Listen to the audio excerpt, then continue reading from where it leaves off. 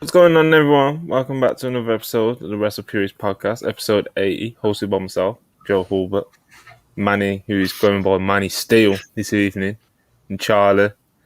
And we're gonna be here. We're gonna review Dynamite as we usually do on Thursdays. We're gonna talk some of the news stories that have caught people's attention throughout the day. First things first, please like, subscribe, super chat. It is always much appreciated. But I'm gonna go around and see how everyone's doing. Starting with Charlie. How are you today?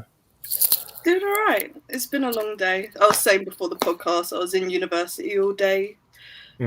Just last push before the semester ends next week. Getting my last assignment done. I'm ready for summer. I'm over it. But yeah, doing all right. Yeah, we're all giving you strength to get through this last semester. Yeah. Getting that grinding. Manny, you was the man on site reporting at AEW Dynamite last night in Texas. How was your night, and how are you doing today? I left. That was good. I left before Rampage, and then I decided to roam the streets. Well, I would have stayed if I saw if the BCC were like the main, like starting the show like they usually do, but they weren't. JS came out, and I said, "Oh no, I'll just go roam the streets of Austin." So I went to go do that. Paid a lot of money for food, man. I shouldn't have done that. There was a whole bunch of food carts, and I said, "Ooh, I'm gonna try a whole bunch of little things." I ended up eating half the things, and then I'm here. I just got back like an hour and a half ago, so here we are. Sounds like when I ask you about your experience at Dynamite, you don't really mention the wrestling. You just tell us about the money that you spent on parking and food trucks and how the reason you left the wrestling show. Not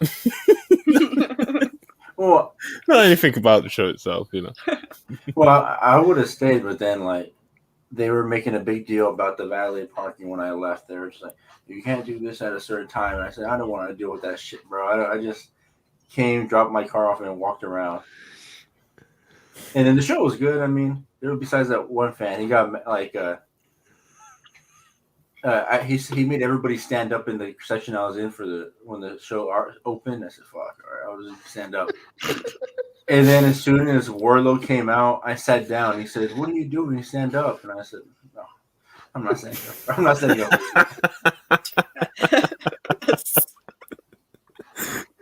So you had a good time then. We're glad to hear it, Hulbert the veteran, I'll throw it to you last. How are you doing, man? I'm terrific, mate. I really am. I'm really intrigued as to what Manny has got up his sleeve this evening, because I didn't talk directly to Manny, but I saw some of his commentary throughout the night, and he appeared to be pretty thrilled, frankly. He seemed to be like overjoyed, and I thought he would be. He saw, what I believe to be pretty much a classic Dynamite live and in person. And I thought, I wonder if Manny will play that straight on WrestlePurists tonight. And he comes in, that was good. And there was this one guy who asked me to stand up for Wardlow, So I'm intrigued. I'm intrigued how this unfolds throughout the show, but I'm delighted to be here nonetheless. Monty, how are you, mate? Well, I did text Monty halfway through the show and I said, "I think AEW lost its magic." And then okay. All right. We'll track this as we go. That's very incredible. Good. Yes. He's What happened? It's funny because when Manny's been in his spiteful phase lately, it's always he comes to me, he confides in me, which is I don't know if that's worrying or funny. It's worrying for sure. But yeah, man, let's get into this Dynamite review because there is a few new things that we'll get into, like the return to AEW of Ace Steel, which is definitely a very interesting one that has caused a lot of discussion today. But like I said. First, we'll talk Dynamite. And, of course, talking of Wardlow, you open the show. The show opens up with Wardlow. And, he calls out Christian. And Christian comes to the ring with Luchasaurus. And Wardlow gets the shit kicked out of him. And he gets chokeslammed through a table or a ladder. One of the things. He gets chokeslammed through some sort of object. And, yeah, man, this is how we opened up Dynamite. Mm-hmm. Wardlow wasn't the best opening to the night for him, was it? It was not. It wasn't. Interesting choice for opener too, right? Fair to say. It caught me off guard in that regard. I like the segment a lot, but I was surprised to see it open this show was bookended by non-wrestling, different segments, which is very un-Dynamite. I think we all agree the show was great, so it worked out just fine. But the placement was the main thing to me here. Charlie, what did you make of the opening segment? So like when I was watching Dynamite live, my Fight TV wasn't working, so I missed him talking. I just saw Christian beating the piss out of him, so I thought it was great. And then I went back and watched the promo after, and I was just like, okay, I get where people were coming from now, because it was just it was just a bit nothing. Like, why are we doing this as the opening thing? Like, I get it's part of Wardlow's rehabilitation, and they want him to be a big deal, but yeah, it was just kind of there. Right.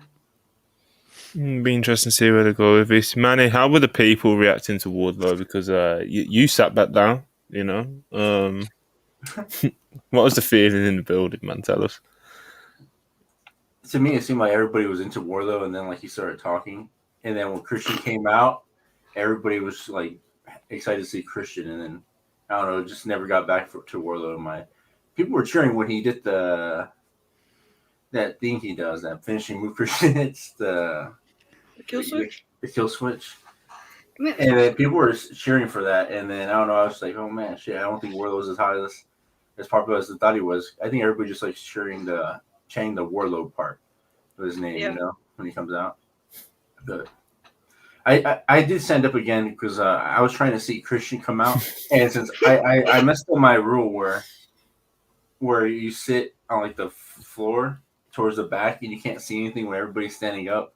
So I was just like trying to look around, everybody see like Christian and all that.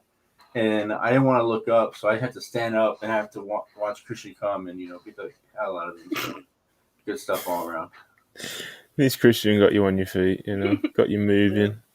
You gotta catch Christian Cage when you get the chance. It's 2023. We don't know how many years we got left. But yeah, the Wardlow thing is definitely interesting to see how long and how heavy-handed they get with this, as Charlie said, rehabilitation of him. Of course, we come back to Wardlow a little bit later on in the show, so we'll get to it a bit more then. Next up, by the way, I'm on notes for Dynamite. I'm not sure how great the order is and if I've missed anything. So if I do miss anything, someone please point it out. But next up, we've got Orange Cassidy and Darby Allin versus Big Bill and Lee Moriarty. This is the first match of the night. I thought it was a nice piece of business. I like Orange and Darby together, of course. What a shock! But this was a nice, like I said, nice bit of business. Joe, what did you make of the tag to open the show? Yeah, I liked it a lot. I thought I would be intrigued to know how different, because they were this match on the house show, right? I believe. Yeah.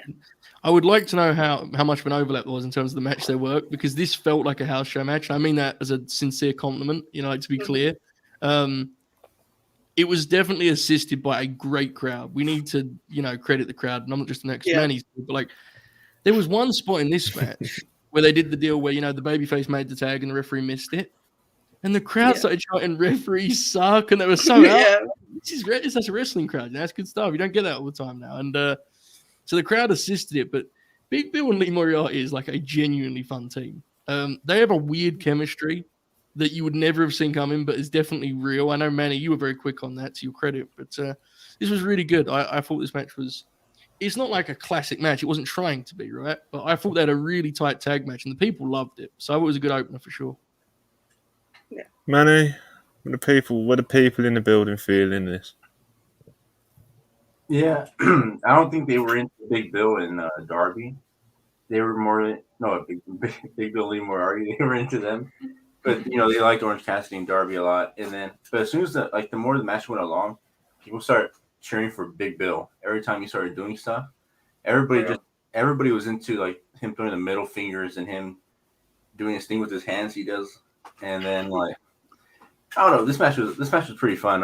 From the stuff that I did see, I did have a mishap during this match, so I dropped my Sour Patch straws. So I was trying to pick him up. So from what I did see of this match, it was pretty fun. I'm glad you had a fun time, man. Yeah, man. Orange Cassidy and Darby together. It's Big Bill and Lee Moriarty were kind of like the odd couple, as a tag team, and of course Orange and Darby are. What did you make of the pairings, Charlie? I enjoyed it. I thought it was a lot of fun. Big Bill just pops me huge. I think he's like unironically one of the funniest TV characters they have because he's just so serious in everything he does, but it's always so fucking funny. So I don't know. I'm a Big Bill fan now apparently. So and him and Moriarty, they work well together. I'd like to see him do more with them. And obviously it was like a rerun of the house show match, and it got Darby on the show when they were like doing all three of the pillars having matches. But I thought it was a good way to get him on. I enjoyed it. It seems like Lee, it's not quite as like apparent as it is with Garcia, but Lee is definitely kind of finding covering the gaps in his game a little bit here, slowly but surely, right? And I think everyone wants to see Lee do more and have more opportunities, no doubt. But I actually think this time kind of in a supporting role, to say the least, has helped him, to be honest. Like, I think he's getting better slowly but surely. And hopefully by the time, a push comes around, he'll be more prepared for it than he would have been a year ago. I think he's enjoying being a heel too, and he's kind of finding his personality in that regard. So it's good to see Lee coming along. I think he's doing a good job. I think they're playing off each other pretty well, they're both filling up each other's holes. Mm-hmm. I think Moriarty has gotten better as a personality since he's being with Bill, because Bill brings so much out of him. And then Big Bill, I think he's become better of a worker too since he's been with them too, because I don't remember him being like that good in Impact, even though he was pretty cool in Impact. But here I don't know, for some reason. He's only there for a cup of coffee, man. And I saw the matches. Oh, man. No, I don't want to speak to him. Everyone in the chat. It was a crazy phrase. It was. I heard Charlie just like giggle behind the screen. I was eating, and I'm so glad I had my camera off for that, because me and Joe were very professional, like trying to . Well, it was a really Manny was being really. You were being very sincere with praise, and you said something about holes, and it was a little aggressive. That's all. Wait. You just move on, even know what I said. That's right. I thought you were spot on. It was just the phrase. Yeah. Just carry on. Yeah. Never mind. You go. Yeah, we'll move it on. We don't have to spend forever on this. It was a nice, fun match. That's kind of is what it was. The crowd enjoyed it. It seemed Manny enjoyed it. And Big Bill and Lee. We'll see what. We'll see if Tiny will actually kind of do anything with them. I'm sure there's other people on his priority list right now. Big time for AEW, but we'll see what the future holds for him. Anyway, next up, I believe, if my notes are right, the Young Bucks got the shit kicked out of again. It was really it's getting to the point now with the Black Bob. Obviously not now, as we'll get into, but if anything, the ending was very much needed, and they very much told us that throughout the show, because it was becoming a very regular occurrence that every time the Elite kind of even barked just a little bit, they just got the shit kicked out of them. And this happened again here in the parking lot. The Bucks tried to get their upper hand through the cases at the Blackpool Combat Club, but that upper hand lasted precisely about half a second. And as I keep saying, they got the shit kicked out of them again. Charlie, I know you love the Bucks. Was this hard to see? Again, I thought it was just funny because they keep teasing this Nick and Claudio match, and they're not booking it, and it's really annoying me. Stop pairing them off if you're not going to do this match at this point, because it's just frustrating me every time I watch it. But I thought it was a good segment.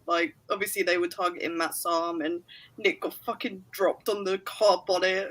It was just a bit nuts for 30 seconds. Did you see Claudio's the stance they entered the screen?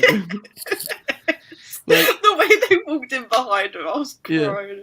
Because it was clear to me they didn't care if the Bucks saw them or not, based on the way they made it very clear they were going to kick the shit out of them regardless. Which makes it even funnier that Claudio had this stealth position as he entered the screen. He's like, bro, I don't know what he was waiting for, but it was very funny, very very funny. So. And Willie Utah got wiped out by that scene. Yeah, Matt nailed him, bro. He had quite the night, did Willie Utah. Yeah. He had an evening. Oh my god. Tremendous stuff. Yeah, this is just good stuff, as most of these Blackpool Combat segments, beatdown segments are, you know. Mhm. Alright, so next up we've got Wardlow in the back. He's nursing his injuries and stuff, and in comes Double A, Big On. He comes in and he gives him a pep talk. I know you love this shit, you know, and you know, Wardlow gets some of that mean spirit in him, and he challenges Christian to a fucking ladder match at Double or Nothing for the TNT Championship. Definitely not his wheelhouse, more Christian's wheelhouse. If you look at history, I think that's kind of the point they're trying to make. You know, Wardlow might be biting off a bit more than he can chew, etc., etc. But you know, he's got Arn in his corner, Joe. What did you make of Arn's pep talk last night? It was good, you know. It's good in the ways that on things are good these days, and that's fine with me. And I will say that on like winding up on the ice pack and like, and it like just like touching the ball. I was like, man, wrestling fucks dudes up, man. That's brutal, you know. Bless the man. God bless. All the best to Big Arm, but I like the direction a lot. I think it makes the match way more compelling. I think it makes a Christian win way more feasible because Wardlow doesn't have to be pinned, right? I think it could be an interesting direction, honestly, because Arn clearly didn't co-sign this decision, right? He just kind of did it, and it was like, we'll see. Maybe that's something they circle back to. I'll believe it when I see it in terms of a title change, but nonetheless, I've talked a lot on these shows about not really being into the like multi-man ladder match car crash deal anymore. This is a very different type of thing, right? You give a Christian Cage a one-on-one ladder match, that dude's wrestling line. We've seen it a million times before. They're going to do something interesting. So I'm intrigued by it. I'm not a huge Wardlow fan as of right now, but I think this is an interesting spot to put him in, and I think he may just exceed expectations. So I'm pretty fired up for this one, actually. Yeah, it's just with the ladder matches, like AEW have done so many of them. Most of them have been like multi-man tag matches and stuff like that. But because they've done so many of them, it kind of takes a little bit of a shine when something like this happens. Mm-hmm. You know, like when the singles match gets set up, you know, maybe, you know, this isn't just kind of you know, I guess there's going to be some storytelling points made to it. Manny, are you interested in Wardlow in a ladder match at all? Does Christian make it interesting for you? Not really, but I hope Christian wins this match. I'm just really down on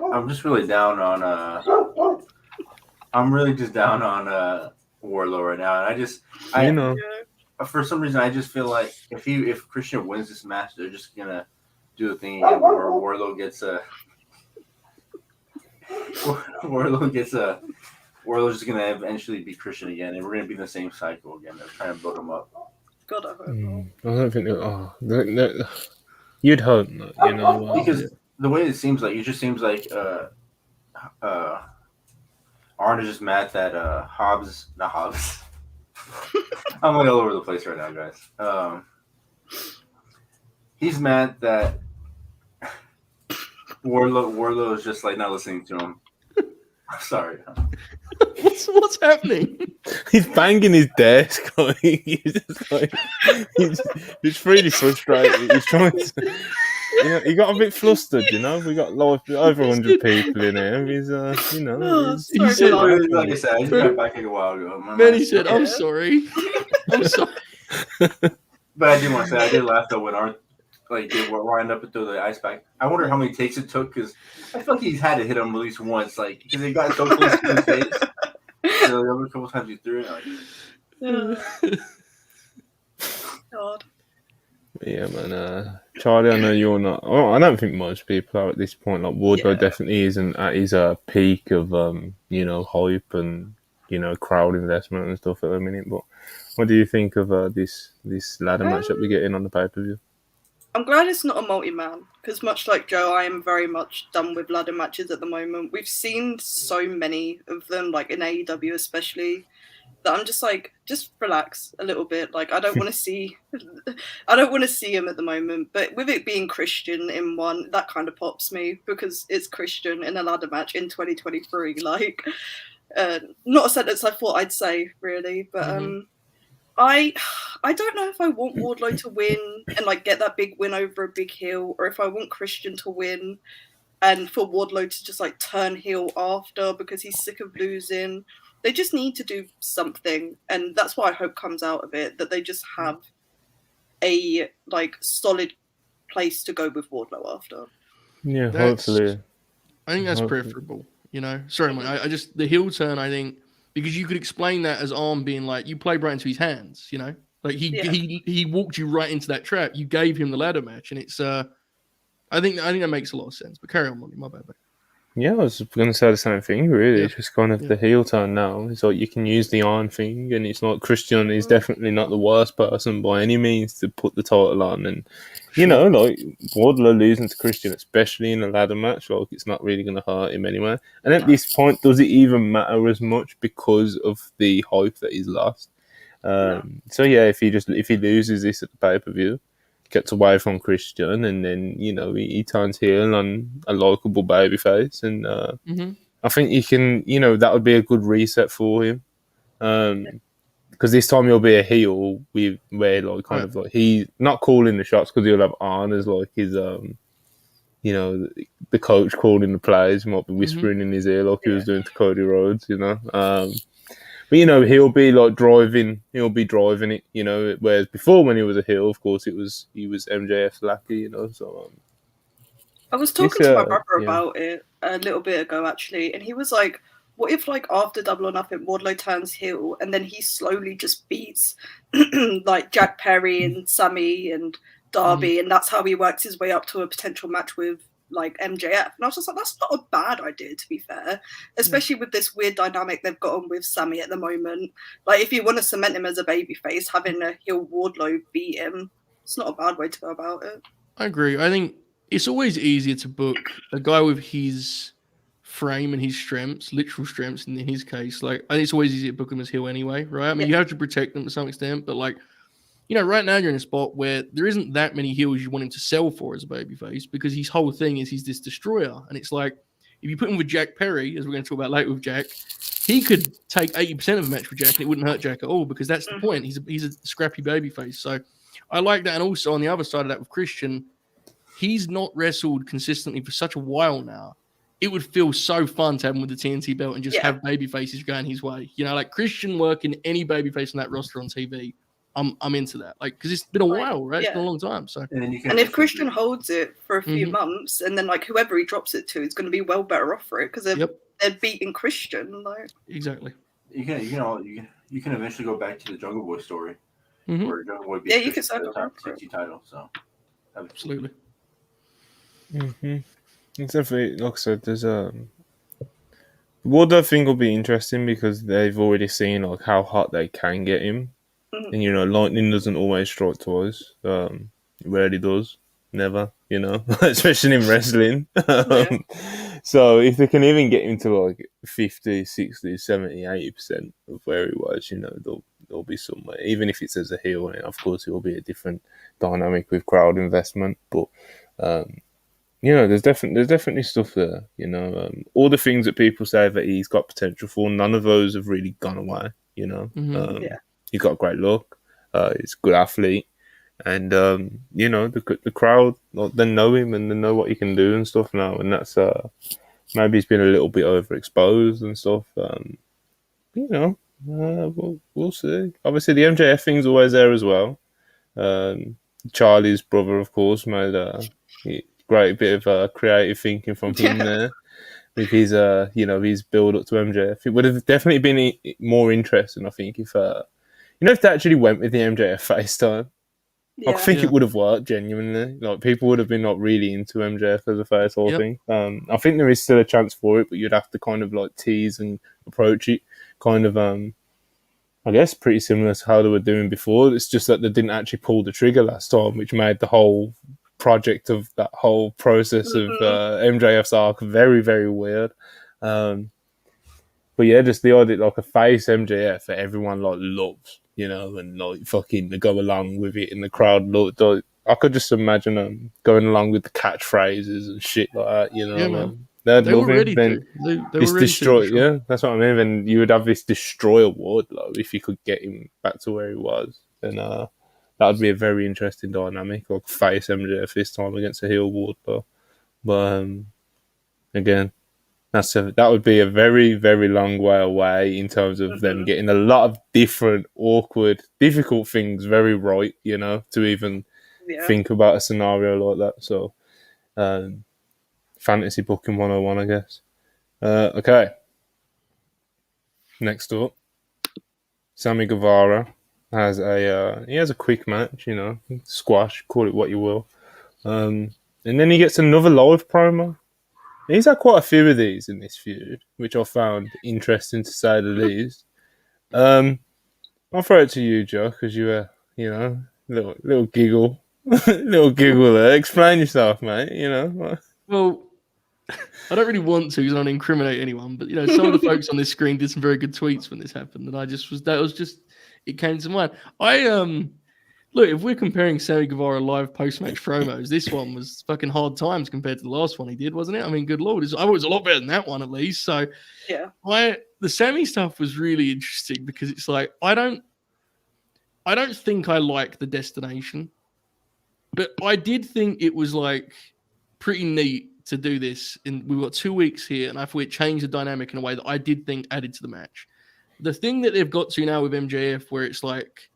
It's not just, the odds are against him. Like he's doomed here, it appears. I think that was a necessary step for the build. So I actually appreciate what they tried with Sammy here. I don't know if it's something that I'm going to be personally invested in, the trials and tribulations and the personal journey of Sammy Guevara. But I appreciate the effort. As for his promo, I didn't think this particular promo was particularly bad at all. It was fine. The crowd's reaction was...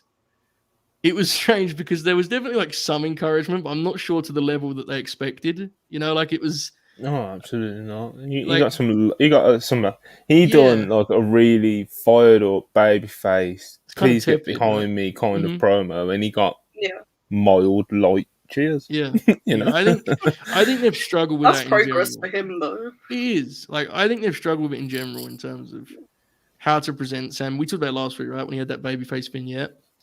But I will say by the end of the night, which we'll get to, I did think they did the rest of it pretty well. So it was interesting. I don't know. I'm still kind of torn on it, honestly. Yeah, Tony and the other powers that be with AEW Creative seem absolutely adamant in making Sammy Guevara a face. Whether that's clips on All Access, whether that's video packages like we saw last week, or whether that's live promos like we saw last night, they seem absolutely adamant. And to that, I would say it was a very interesting choice. Very stacked rosters right now with people that you don't need to kind of force, And I guess this is kind of the reason why people kind of turned away from Sammy Guevara in the first place. He kind of felt a little bit overexposed and pushed down people's throats, and people started to turn on him.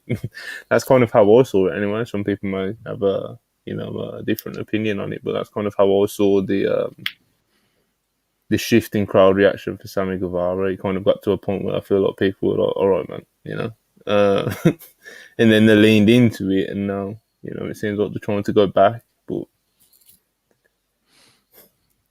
will it work? It's just fascinating. Yeah. As of today, May 18th, 2023. Well, it's 18th. Well, no, yeah, it's the 18th. I always get confused because we usually do like late podcasts, so I'm expecting it to be like. Yep. But okay, May 18th. Yeah. Do you think this will work, Joe Hall? No, but I don't. I actually think that the conclusion of the pay-per-view will be that Sammy is too big of a dick to go his own way anyway. I think at the end of the day, Max will win because Sammy fucks it up for the whole thing of as long as Max doesn't win, he won't lay down for it. I'm not saying that. I'm just saying he will get in his own way because that's kind of who Sammy Guevara, the character, is, right? Which we'll leave that there. So that's why no. If they really went with it, I would still say no. But I will say genuinely, I think I do understand if they really do want to do the babyface thing. I do understand it to some extent because I do think it's way better for him as in ring as a worker. I think he's way better as a babyface because he's allowed to just do his moves, which is what he wants to do, right? Ultimately, that's what Sammy actually wants to do as a wrestler. However everyone feels about that is fine, but I think I get it if that's the thought process. But I honestly think the question will be answered by their booking because I think by the end of Double or Nothing he'll be back firmly as a heel anyway. So we'll see. Manny, May 18th, yes or no, will this Sammy Guevara face turn that we feel is on its way being, or even kind of teased to do the swerve at a pay-per-view or something like that? Do you think this will pay off well? No. I mean, everything everything about Sammy to me just seems like so fake. I don't know about it. Like when he was cutting that promo and everybody was cheering him on, and I was there. I said, "Am I listening to like a different kind of promo from everybody here?" He doesn't even sound genuine. Like, I don't know. He just sounds like he's reading off a script or whatever. And if he does turn face, it's only gonna be for a while because I don't think there's anything likable about him. I mean, I don't know anything about it. I was just... You're not fucking with it. No. Charlie, I think I already know your answer, but yes or no? I don't know. No. I think it could work if they handle it correctly. Because, like, obviously his fan perception online's one thing, but the live crowds have been reacting more positively to him, like, in the last couple of weeks. So I think if they handle it well and they book, like, post Double or Nothing, right, and he doesn't, like, do the swerve in the match or whatever, I think they could, like, get him face again, at least for a little while. It's an interesting experiment. I'm kind of invested in it just to see where it goes. Which I guess is what they want. So yeah, it's definitely an interesting project. We'll see how it turns out. You know, Tony's put a lot of time into Sammy, man. Like obviously he was in the first match on the first Dynamite, I believe. And you know, and here we are talking about him now, like about his direction, story arc, and you know, he's main event in the pay-per-view, so he's definitely someone that Tony sees a lot in. From whispers and stuff that I hear, he just doesn't get it in terms of like the fan perception of Sammy. You know, like he's like, I don't get it. He's great. You know, like, that's like Tony's perception of Sammy Guevara. Apparently, you know, I'm not a journalist, but these are the things I hear. So that doesn't surprise me. It matches up with what we see, you know. So yeah, man. Tony's a fan, but of course that doesn't.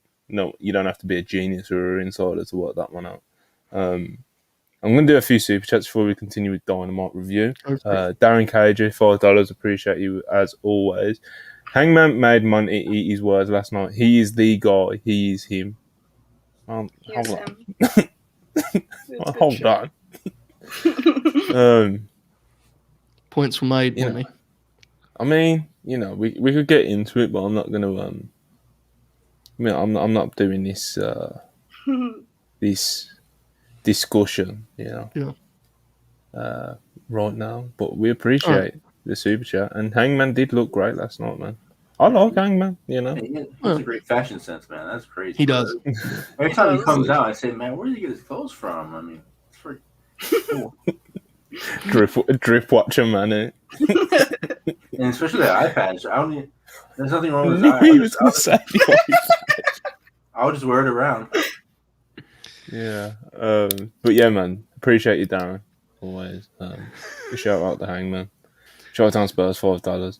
What's up, everyone? Hoping to hear a sermon from Joe and Manny on Roddy's glorious victory. It was absolutely glorious, and you probably will be getting that Showtime, so stay tuned, my good friend. Zaid Nadi, $4.99. Appreciate you very much. Need a one-off Ibu solo show talking about Cody's punches for 57 minutes. Oh, he'd love that. Also, he was the wrestler reason y'all got into wrestling. WrestleMania 17 DVD from my brother had. Pretty cliche, I know. Pretty cliche, I know, because it's like WrestleMania 17, but like that is how I got into wrestling. What's WrestleMania 17? Rock and Austin. It's the very famous one in Texas. Most things are the best WrestleMania ever, other than the one that we watched together, Manny 19. But anyway, there's always a lot of overlap with Monty and I, because the same age, believe it or not. I know, brutal, right? But yeah, older brothers were like big fans of the Attitude Era. Dwayne was their guy, which pops me to this day, because I just imagine if I was doing this when like The Rock was on TV, you know, like the way we would approach his promos now pops me. But The Rock was their guy, and eventually when they stopped watching, you know, so did I. And then I came back around and found a little known wrestler by the name of Samoa Joe, who I don't think wrestles anymore, right?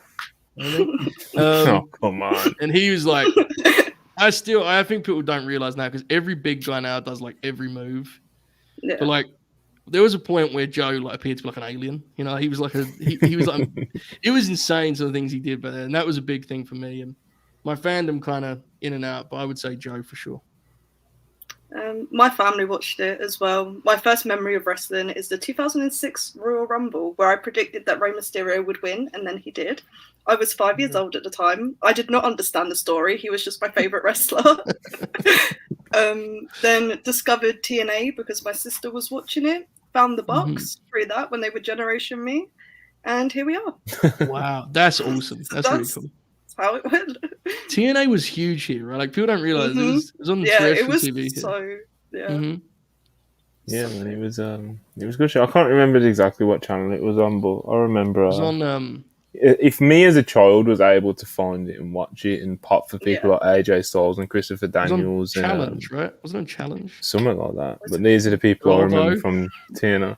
Abyss. It was I like loved Challenge Abyss, or Dave bro. or something like that. Yeah.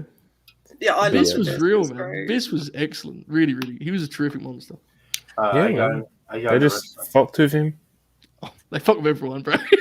You know, I mean, he's like one of the fucking. Yeah. He got completely like. But you're saying you wouldn't have done the Dr. Stevie angle? Bro, just he's got some stories, you know. Obviously, he was like a producer or an agent, something along those lines at WWE as well, wasn't he? I don't know if he still is, but he is. I'm pretty sure. Abyss, I'm sure he has got some fucking stories to tell, mate. Manny, reason you got into wrestling? Besides just watching random lucha stuff as a kid or whatever channel was on. Now hold on. How would you find this random lucha stuff? Like, what would make you stop on it? You know, like why? Because the guys were all colorful and they had the masks and stuff. How old was you? Probably like 5 or 6, or like 3. There was 4 like that. I don't know. Like my grandma would just have it on sometimes, or be on the house or something. And I don't remember. I just like the thing I can remember the most is just like when we did have it. My dad, whatever he would come, he would have like lucha masks for us, and like it'd be like a full getup. So it'd be like a Spider-Man or a Superman or a Batman lucha mask with a cape. That's great. And me and my brothers would go outside because they said that it was real. We'd just go out there and beat the hell out of each other because we just thought on the trampoline. Throwing shoot punches.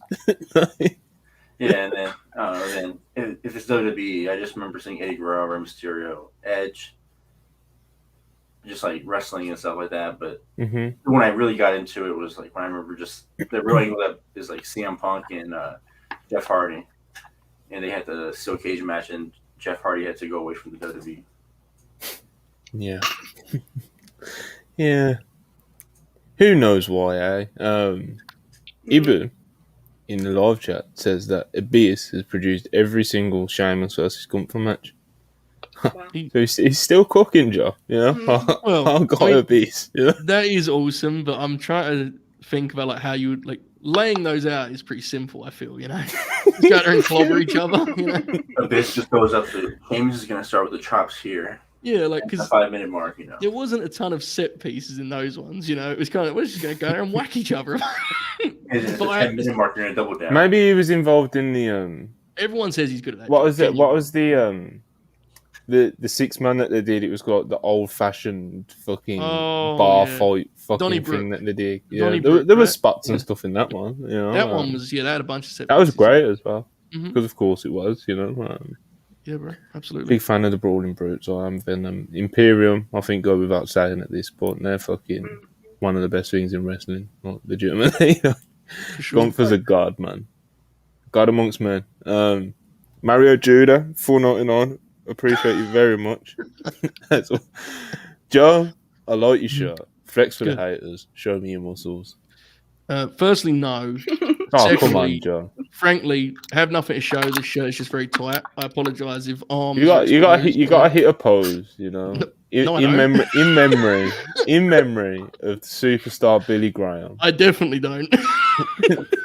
Especially with that motivation. But I will say this is one of my favourite. In terms of the super chat bits, this always pops me. This was quite the direction. I did not see this, so very good.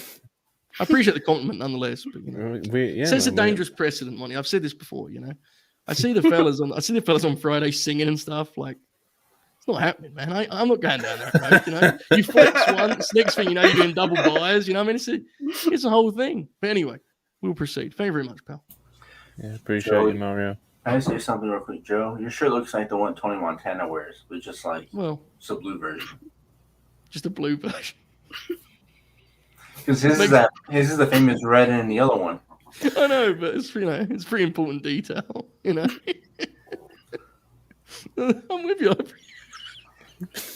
I feel like when you say this looks like something, the colors being completely different feels like kind of a century. It looks like it has like the same designs and everything. Maybe it does. I'm trying to think. We'll explore this later, Manny. Anyway, back to the professional wrestling conversational content Absolutely. we have here. Darren Walker, £5.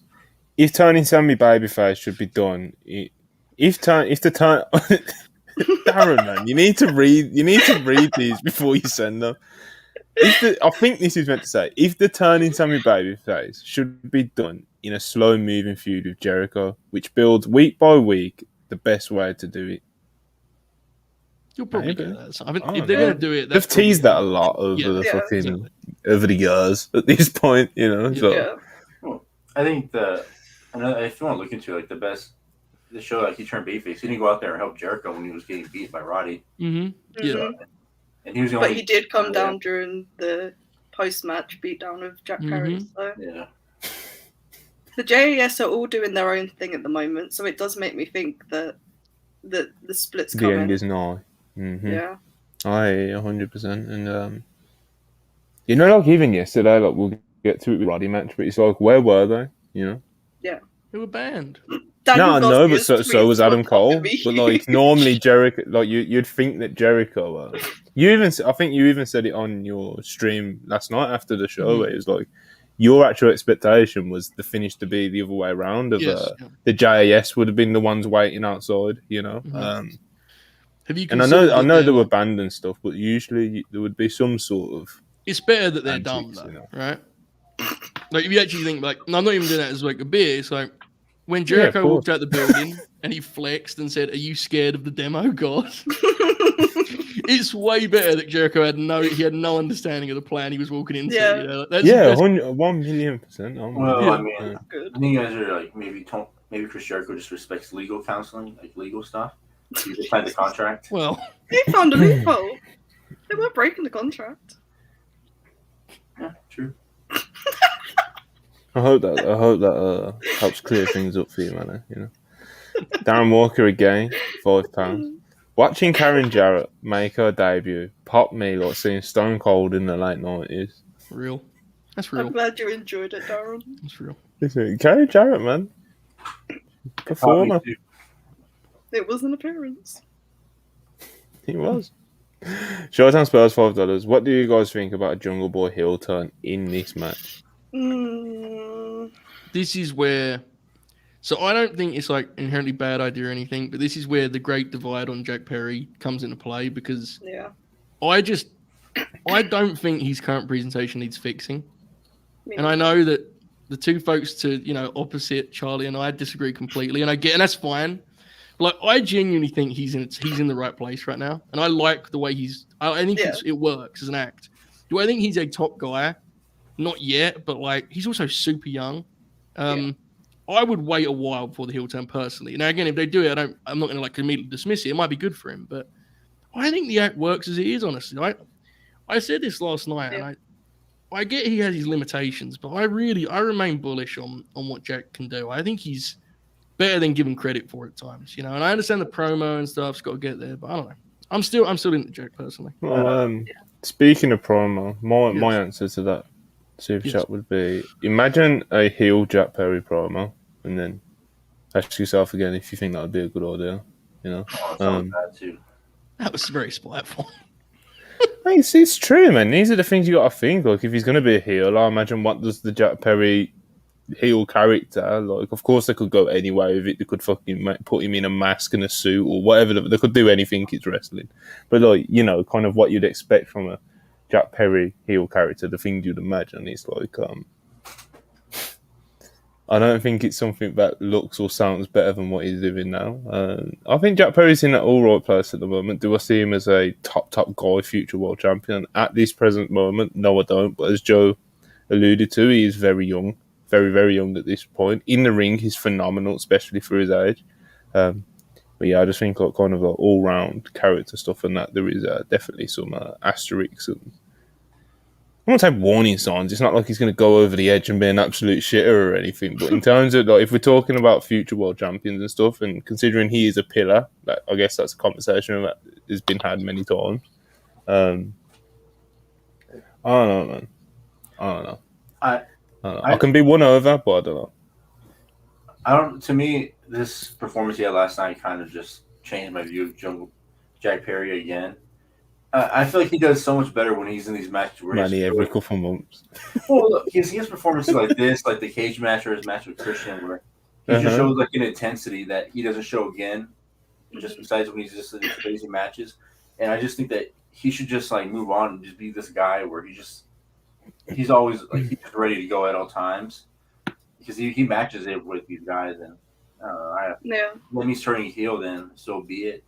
And if it means being babyface, don't do that. Just go do what he's doing now. Yeah. Like my idea for Jack Perry would have been him like moving on from the Christian feud and just beating loads of like monsters on the like on the roster and then winning the TNT title. Like that was where I wanted them to go with him. Yeah, me too. But that didn't happen. But they could still pivot to that again. Like I wouldn't be against it if he was the one that beat Christian eventually. I do think someone else could benefit from that, but I think the time you're mentioning, I think, was when it was even before Christian came back. I remember, I don't know if we did the show, but I remember there was a time where he was beating a lot of the bigger guys. Yeah. And there was kind of an online belief that he was going to take it from Joe. Remember, there was kind of an online perception that's what they were building to. And I still think it's a bummer we didn't get that match because I think they'd really gel well. I'm with you. I don't know. The other thing with Jack too is, as much as he's becoming like divisive online, the audience still like really likes him. You know? Oh yeah, it's a really good reaction. I don't know. I think he's really good, man. Yeah, I think he's going to figure it out. I honestly do. We'll see, obviously, right? You never. There's certain talents. I think like when one of my friends will say like, so there's a future top guy, and I'll just like scoff and be disgusted. You know, Joe's seen it many times. I have. Jack Perry, although I'm not there right now, the idea of it doesn't fucking disgust me or anything. Again, I'll keep saying it, he's so young, and the things that he lacks are definitely things that we've seen it plenty of times over the years. But like, people can become a good promo in like a year, you know. And boom, they're a good promo, and that's like not even one of the flaws in the game anymore. So he's young, you know. He's on TV a lot. I'm sure he'll figure some things out. You know, he's really good, man. He is really good. All right, back to Dynamite though. We had the Team Jarrett FTR kind of segment. I remember. This was just a big brawl, man. You know, like fucking. This was good shit. I enjoyed. I've enjoyed these segments with FTR and Team Jarrett. They've done like 2 or 3. I think I've popped for every single one. You know. Yeah. There was the Dax is blind, so I'm pole driving my best friend. Well, not your best friend, but you got one of your best friends. There was the Team Jarrett at the farm, which went fucking crazy in the internet wrestling community. Then it was last night, which was just like a good brawl, and obviously we had the surprise at the end with the debut of Karen Jarrett, someone who pops me very much, a woman that us old timers say gets it, you know. She she dropped a couple low blows, and FDR were hit with guitars that had their names on them. Fucking, I can't remember if it was Dax or Cash, but one of them got fucking nailed. Yeah. It was brutal for sure. Joe, I can imagine you as a fan of this because sure. but yeah, break it down for us, man. This whole feud has been real graps, and whenever someone says real graps, it's their personal definition of it. And my personal definition of real graps is like compelling, exciting, but actually also horse shit. That's part of the package. The horse shit's like a big important part. Yeah, like it's insane. Like this bump that Satnam took is one of the funniest things I've ever seen in my life. Oh my god! Like, the way that he went like a mannequin, And I went back. It was one of the funniest things ever. Full on timber, you know. The brawl was actually great. So there's your excitement. Like the brawl was awesome. FTR brought in the crowd's reaction was so great too, right? The chants and the way they fired them up. Lethal going all the way with the I would just play Ric Flair on TV thing with the fucking back body drop on the floor and having his clothes all ripped. I mean, the whole deal. He took that table bump he took was brutal too. You see the way he landed on the chairs? It's brutal. And it was nuts. The brawl was awesome, the people with it. And then you got the Karen Jarrett thing, which I did pop for because I genuinely think that act is hilarious as is, and she's gonna make it somehow funnier, which is quite the feat. She was great in the Flair last match build, for sure. in the video packages and shit. She's awesome, man. They've made the most, man. You run through the segments look, this match is not. It's not supposed to be a main event attraction on the show necessarily. And in an ideal world, is your tag title match that? Yes, in an ideal world, it's not a world we live in very often these days, but that is what, you know what I'm saying? But for what this is, I think they've made the absolute most of it. And I think the match is going to be a hoot. And it's going to be, the crowd's going to love it. And the Mark Briscoe stuff will be the whole shit I'm looking for. That's going to be ridiculous in every which way. And Mark's going to be out there with his referee shirt. It's going to be great. I love it personally. I think it's really fun. So I'm with it. Let me tell you something, man. Go on, tell us something. When that Satnam Singh came out, I couldn't see him because he's obviously far away. When he got to the ring, I said, "Holy shit, man! This guy's huge." When he picked up Dax and Cash, I said, "They're done. There's no way they can get back from this." I thought they were fucked. I was just scared for a minute, because Satnam was just coming, taking off his clothes, and I said, "Oh, this is some real shit right here. Something's about to go down." And after he chokeslammed him, and then they got hit in the head with the guitar, I said, "Oh, they're done. FTR is ready to lose the title." Losing the titles is crazy. I said, "Build them up." There's only way. This was awesome. I was really down on the match being on the pay-per-view, but now I'm excited. I think they're gonna have an awesome match, and then Mark Briscoe's gonna come out with this ref shirt all cut up and everything with no sleeves. Yeah, it's not gonna have sleeves. No, I know. And then Karen Jarrett, another great promo in the company now. So this is gonna be great stuff, Yeah, man, it was real fun. Charlie, I know you're not the biggest FTR girl in the world, but I know you get your pops out of Satnam and fucking Satnam and the crew. So what did you make of this, man? It was fun. Yes. For what this build has been, in my opinion, of almost everyone involved, I've actually enjoyed it quite a lot. It's not been bad. It's popped me, and I've just laughed at most of the segments, which I guess that's the goal of most of them. And it is very TNA, and I used to love TNA, so I can't complain really. This is the sort of thing you sign up for. But I think the match will be a good time. It'll be a laugh. TNA forever, man. Yeah. Did any of y'all think it was weird after the angle? Because after the angle, I kind of got a weird feeling I don't know if it was I was just excited for the Jeff Jarrett. What are you talking about? I don't know. I just got a weird feeling. I just thought it was weird that FTR went out there, they started the brawl, and then they ended up getting their asses kicked. No, that's just always happens to baby faces. Yeah, that was the point. It was Karen Jarrett. There was 6 of them in the end, bro. I mean, it was 5 of them. I will say, I think this should have been the go home angle. I think they should have done this next week. Yes, I think they're gonna do. I think they're gonna do the big FTR promo next week, where they kind of promised it, because they did one online where they were we're gonna. It's not gonna be a match. It's gonna be a fight. I think they're going to do that, but I don't disagree with you. This was a great go home for sure. And they got big heat on the heels. And again, credit to the crowd. They reacted exactly as you want a crowd to react to this angle, right? They were genuinely great. Yeah, it was terrific. Absolutely. Tremendous. Yeah. It's been a hoot. So okay, so we had a Sammy Guevara derby backstage segment now, I believe. I could be wrong. I hope I've not fucked up so far with my show rundown, Yeah. But yeah, Sammy and Darby backstage, and I believe this is a problem that Joe referenced earlier with him saying, Max needs to lose the title. Yeah. I'm not going to lie down for him, etc., etc. So, of course, we've already kind of already touched on that one. But next up, we had the women's tag, which was, I haven't wrote it down. Tony Storm and Ruby Soho versus Shida and Britt. Yes. Out of all the people I struggle on, it's Britt Baker, like the biggest star in the division. Incredible stuff by myself. I enjoyed this. I thought they for what it was again, which on a show which had 2-3 matches that were meant to be the matches that were meant to be like the big work rate, cage match, fucking Tony Khan pops, This definitely serves its purpose and then some. The crowd was into it throughout, which is always an achievement when an AEW women's match is on in the middle of the show because Lord knows their live crowds can be a bit brutal during those, but for this one it was good. Usually it helps when you've got Britt Baker and your Tony Storms and your Soraya's just out there, But yeah, this was good shit, man. Shida, man.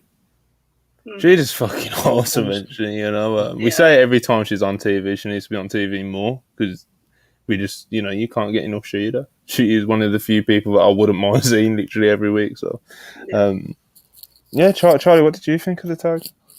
I thought it was like one of the better tags they've done because we've seen 6 different renditions of these teams so far, in these tag matches. And I thought it was good. I like the fact that they're consistently not putting the women in the death slot, the last match before the main event now. I think it's just this story now that Shida's back and it's starting to pick up again. It's doing good things for the women's division. And I think it will only come out as a positive in the end. But yeah, I had a good time with this. It was a good time, man. Like I said, the crowd seemed into this. Can you confirm or deny from your live experience at the show?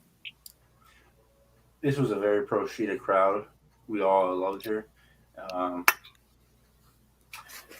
Everybody's gonna do a bit. I didn't really see this match because there was a lot of stuff going around me that I'm not gonna say what happened. But well, hold on. You're an AEW Dynamite show, not a fucking talking like you was in some dark place, bro. During this match, I was in a dark. It was really dark where I was sitting around this time. So, there's some stuff. I'm not gonna repeat some of the stuff I was hearing during this match. And the guy right next to me, kept the guy kept looking at me. Oh, I remember now, man. You can say these things. You were sat by a bunch of perverts. Yeah. It happens. It happens at wrestling shows, man. It's not cool, but I thought there was some sort of fist fights around him, man. He sounded so Bro, I didn't know what direction he was going to go in. What did I? Bro, I was sitting next to a guy I was talking to before the show, and he only watches WWE, and the only AEW he's ever seen was the first ever show on TV, and then he came and he's in Austin because they're in Austin, and we're just talking. He kept asking me stuff throughout the show, and he kept no, it wasn't him. He kept looking at me. Because the guys behind us kept saying some of the craziest stuff, and he kept distracting us from the match. And he says, "Bro, people say this kind of stuff, and it fucking sucks, man." Yeah, wrestling fans are a different breed. I should perverts, man. I'm telling you. I should have known something was up when he looks at it. He sees them come out, and he says, "Where's Jamie Hayter? I thought this was a 6-man tag." And then he's like, "I felt robbed," and then. After that, I was like, I can't understand. Nobody's on Twitter all day. Nobody's going to know. And then as soon I realized quickly what kind of fans these guys were as soon as the match starts. Yeah. Nasty business, man. I need to go back. I need to go back and rewatch it because from what I did see, it was pretty good. It really was. Yeah, it was a good time. I think, was it last summer? There was a tag last summer on Rampage, I believe. It was Jamie and Britt versus, I want to say, Tony and Ruby. And it was last summer, and it was the start of this kind of quiet trend in the AEW Women's Division, where Britt Baker is in consistently really exciting and fun tag matches. Now, a lot of that is her partners have always been Jamie Hayter, in this case, Hikaru Shida, but she's genuinely fun in the tag team. She's a good tag wrestler, yeah. She's a good tag wrestler, and Ruby Soho is I feel like it's so under the radar what a job she's done with this Outcast act. Yeah. I have no problem with Saraya, and Tony's great, especially in ring. But to me, Ruby has served as the perfect glue for this act. Mm-hmm. Again, folks, it's not the Four Horsewomen. You know what I'm saying? It's not the NWO. But for what it is, I think it's become a decent TV act, and I think Ruby is a big part of that because she's the middle ground between Saraya and Tony. You know, like she's both a promo and a worker, and she's just such a versatile wrestler. I think it's going under the radar what a job she's done with this. And Tony was on here, wasn't she? My God, she was bringing she it. looked really good. Yeah. She was revved up for this one, so this was good. I liked it a lot. It was, like I said, man, it was a good time. The crowd was into it, which is always an achievement. So, next up we had Tony Khan's announcement, and his announcement was that, it's just kind of a little bit more following from what we got at the upfronts earlier on in the day with the announcement of AEW Collision. Of course, he announced that again, and then he gave us the first few dates for AEW Collision. The first one, which is the interesting one, June 17th, the one reportedly in Chicago, the one reportedly with CM Punk on. That wasn't announced. It wasn't announced. It was just June 17th is going to be the kickoff. Most would assume that was supposed to be announced last night and will be announced next week. As Tony said, there will be an announcement next week. And so June 17th, like I said, to be announced, but reportedly in Chicago in the CM Punk re-debut. That's the first Collision episode. Then we got June 24th in Toronto, June 29th in Hamilton, which is the Thursday taping. July 8th, Regina. July 15, Calgary. July 22, Newark. So, get your tickets, people. So, Monty, all those shows are on Saturday besides that one Thursday one, right? Yeah. Yes. So is it always going to be live, or is it going to be taped sometimes, too? Because did they ever say that in the presser? Or? Seems like mostly live. Mostly live, but they'll be taping on a Thursday when they need to. Yeah, there's definitely been talk about the Thursday. Yeah, because apparently it's not cheap. It's a lot cheaper to do it if they do like a Wednesday and Thursday taping in the same building or something like that. So obviously that makes like a lot of sense. You ain't got to be a business mastermind to figure out how that would be cheaper. So we'll see how those tapings all go and what sort of rhythm they get into with these live tapings and the shuffling around they've been doing with the Ring of Honor tapings, of course, the Rampage tapings, the Dark tapings we assume to come back soon. We don't expect them to be dead forever. So, well, like I said, we'll see what sort of flow he gets into. So that was the TK announcement. We go to that one. Be a good time. When they announced this, there was a few CM Punk chants going on, but then of course, by where I was, like towards the corner, there was a couple United Center chants too. So I mean, United Center chants. Yeah, it was so weird. That's crazy. Yeah. Shout out for wrestling. I was like, who just chants United Center? In Austin, Texas, too. It was different period. All right, so right, next up on Dynamite, we had this incredible Falls Count Anywhere match between Roderick Strong and Chris Jericho. Like I said, this was great, man. Literally from the first seconds, Roddy starts this match like he was shot out of a fucking cannon. He was just like he immediately sets in like seconds into his first singles match, like the animal that has been let out of the cage in Roddy Strong. Just like his intensity, his strikes, he's just he's wrestling, as dumb as it sounds. Like he's awesome, man. And it started off being quite like the brutal striking affair, heavy hitting, a few suplexes, back breakers, stuff like that. And then, we kind of it slowly, as they go around the arena, becomes like this entertainment based. This was a really good time, man. A great first singles match with Roddy Strong, pretty much as good as they get, even by AEW's standards for a first singles match. But yeah, man, Joe, this was a very victorious match for you, man. Big victory. What? Break it down for us. I know that you loved it, but touch on it a bit more for us. A lesser man than I would take a victory lap. They would explain they were right all along. They would point to their head like Arn Anderson in 1990. But I'm better than that, as we know. So I'm not going to do that because, quite frankly, this is what everyone should have expected. Because it is the most Roderick Strong thing possible. In that he went out there and just went fucking nuts. That's what he does. I truly, we talked about this last night. So anyone who watched the preview show will know there's like, none of us were surprised to see Jericho give him this match either, right? Like you knew this was going to happen. And I want to get to Jericho in a second because he honestly deserves a lot of praise for this also. But Roddy's the story because unfortunately, a lot of people aren't aware of just how special this dude is. They've seen it, but they haven't focused on it because he's not the most dynamic personality. And often there's other people that are the centerpiece. And that's fine. That's the way it should be. That's the way wrestling works. But I think people with this run are going to finally come to appreciate who this dude has been now for pretty much 20 years. Roderick Strong has not wrestled a singles match before this since, I believe, September last year. He's an animal. And it's like, the big rant I did a few weeks back, I understand it. Like, it would very much seem performative, and it was to an extent, clearly. But I was being sincere and saying, like, guys, get ready. This dude's going to go nuts. Like, this is the first run of his whole career that he's going to be consistently in front of arena crowds. His whole career. Like, he's going to have a full-time run in front of arena crowds. That's never happened in Roddy's career. Imagine the effort and the motivation to make it matter, to make it count. And that's what you saw here. He was absolutely incredible here.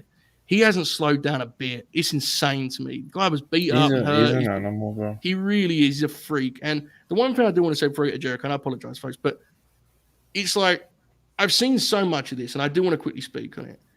If you cover wrestling in whatever form, and in Roderick Strong, you just see like, oh, he's just another work rate guy, and kind of shrug your shoulders. I think you're doing yourself a disservice because you're like refusing to like understand and acknowledge what you're watching. I'm not saying Roderick Strong is a world champion or a top guy in AEW because I don't believe those things to be true. But I'm telling everyone who likes professional wrestling to at least try to appreciate how great a wrestler this guy is. He's not just a dude, man. Like, this dude's a monster. He's far from it. Yeah. He had classics again, 20 years. He's still that guy. He's better than ever in a lot of ways in terms of his presentation. He feels more like a TV star than ever. He's never going to be The Rock, but he feels better now than ever in that regard. And it's like, I don't know. I just think he's really special, and I hope you'll appreciate it. And before I pass it to someone else, Chris Jericho is nuts. For him at 52 years old as a Hall of Famer, multiple Hall of Fame careers, to watch Roderick Strong and say, give me some of that. Like, put everything else aside, I have a great deal of admiration for the way Jericho approaches the industry in that regard. I think it's very impressive. And he gave Roddy a lot of room, and Roddy took advantage of that room and went nuts. And it was awesome, man. Wonderful match. As you said, a match of two halves. It'll be in the match guide, to say the least. I thought it was terrific. No, it's at the very least. Yeah. But yeah, even just to quickly touch on what you said about Roddy, it's like, I think I think it's, like I said, it settled in very quickly. This ain't just another guy. The flying knee, the chops, the forearms. He started the match all over Jericho. Fucking Aubrey nearly caught a forearm herself. Did you catch that? Aubrey got in the way. Like, she weren't ready for the animal that got left out of the cage, man. Manny, I know you're a big Rod Strong guy as well. One of the biggest. What did you make of this huge victory for him? This is gonna counter what Joe said about he's not a world champion or whatever. But soon after the match, I started screaming, jumping. He's gonna beat MJF. He beat Jericho. He's gonna beat MJF. That's incredible. I will say that match would be awesome, Manny. Though, right? Be fair, but carry on, brother. It was funny because after the match, we're giving each other high fives. Like that GIF I posted yesterday with Mike Tenay, and fucking dog, bro, all the time. And then we were giving each other high fives in that little section we're in, and then I was on my feet as soon as the match started. I seeing him hit that first knee on Jericho, and then him running back and forth, almost taking Aubrey, and then just chopping it away. I was like, "Oh, this is electric!" And I can't the match felt so much longer. But then after the show, I went on Cage Match to rate the match, and I realized how high the rating was, and it was only 13 minutes, I think. Yeah, it was a shock because not in a bad way. It felt longer than that, and everybody was on their feet the whole time, even when they were in the concourse. Everybody was just laughing and everything. And usually when I've been in I forgot which other brawls I've been in, and they usually the crowd sits down, but with this match they stood up, and then everybody got scared when Roddy threw Jericho over the stairs. Yes, because everybody thought he just killed Jericho. And I'm not the only one because I went back and rewatched it because on TV, Taz thought the same thing. And I do want to mention real quick about commentaries. This was so awesome because this felt like the first time Taz has ever seen Roger Strong. For sure. When he lit Jericho up with the first knee, he couldn't believe. Yeah. Believe him. He was saying something, right? And like he stopped himself, like, well, hold on. He just blasted him. Yeah, because his Taz. And same thing with the forearms. He was just eating him alive, and Taz couldn't believe how stiff this guy was. Like, watching him. And Taz was popping. Taz was probably like, he's like, I could probably, if I was a little bit younger, I could have done something with him, but Oh yeah. Yeah. 100%. It was probably the best match I've ever seen live. And I've been to a few Dynamites, and I've been to one Ring of Honor show. So like, this is like awesome. Bro, every time I see Jericho in these matches, I always want to count him out because he doesn't have it in him. Because he always because he has a spurts where he does really great matches, and he just kind of he's like average. When he's in there with a guy that's as physical as him and stiff, he just takes it to a whole nother level when he doesn't have to be doing it. For sure. And he probably could have made the call, says, no, Tony, I'm not going to put Roddy over. But he decides that, I'm going to put him over. It's one of the coolest things. And just Roddy getting that validation on TV, like, I just beat Chris Jericho on national TV. It's one of the coolest things. I'm never going to forget it. Absolutely. Yeah, this was a Good shit. very, very great first singles match, as I keep saying. Charlie, I know you like a bit of Rod Strong, Yeah, I'm a fan. I just think that people need to stop doubting Jericho when it comes to like these big match situations. Because yes, some of like the singles matches didn't hit the way we wanted them to. But like when it comes to stuff like this, he always like gives his all to it, and he gives so much to his opponents. And like you guys have basically said it all, but Roddy Strong was nuts here, and like the pinfall attempt on the stairs popped me because I was like, I don't even know how that works, but that's just great. It was such a good time, and like the chops, like when they were stood on like the steel steps, it was all just great. There were so many moments in that match that you could call like the moment of the match. It was great. Mm-hmm. They found the time, and Manny, I'm glad you brought up the runtime because I didn't even know that, and I've watched it a couple of times. But I didn't even, I just didn't check it, but. What also stood out was Jericho still had the time for his like the stuff you'd expect Jericho to do in a match like this, right? Jericho always has these like cute little set pieces where he does it's kind of comedy. And it worked really well here because whenever they went too far in like the entertainment direction, Roddy could just hit him and immediately it felt like a fight again. But Jericho's stuff, like I thought it was placed well. And again, the finish, like look, I know Jericho's comedy is not for everyone. I'm not claiming he's Bill Burr or anything, but like that was hysterical. Him on the finish, like him flexing and being like, "You're scared of the demo god." Like he was so like triumphant, like he'd conquered it. It was tremendous. So it was a perfect marriage in that regard. Like they had their comedic moments with Jericho, but it felt really physical. And the crowd that was following them was getting like intense with it. It was visceral. It was crazy. The two more things. The first thing I'm gonna say is. Everybody started cheering when Jericho picked up that white sign. We had no idea what that was in the crowd until the camera zoomed in on it. We saw the big screen that says Vince Fear's ratings or whatever. Mm-hmm. Oh yeah. Everybody popped at that, and then I love when guys like were animals and they just like instead of using weapons, their hands are their weapons, and they just beat the hell out of each other. I think to me that's more awesome. Than using weapons because using weapons that kind of feels kind of cheap sometimes. So them using their hands to brutalize each other did more to me than when they started using the weapons, because the weapons were just props for them just so they can light each other up again, which was absolutely. Roddy was just like chopping his back too. You saw that? He's nuts, man. Yeah, it was beautiful. Yeah, beautiful bit of business. Speaking of which, we had another one of those in the very next match.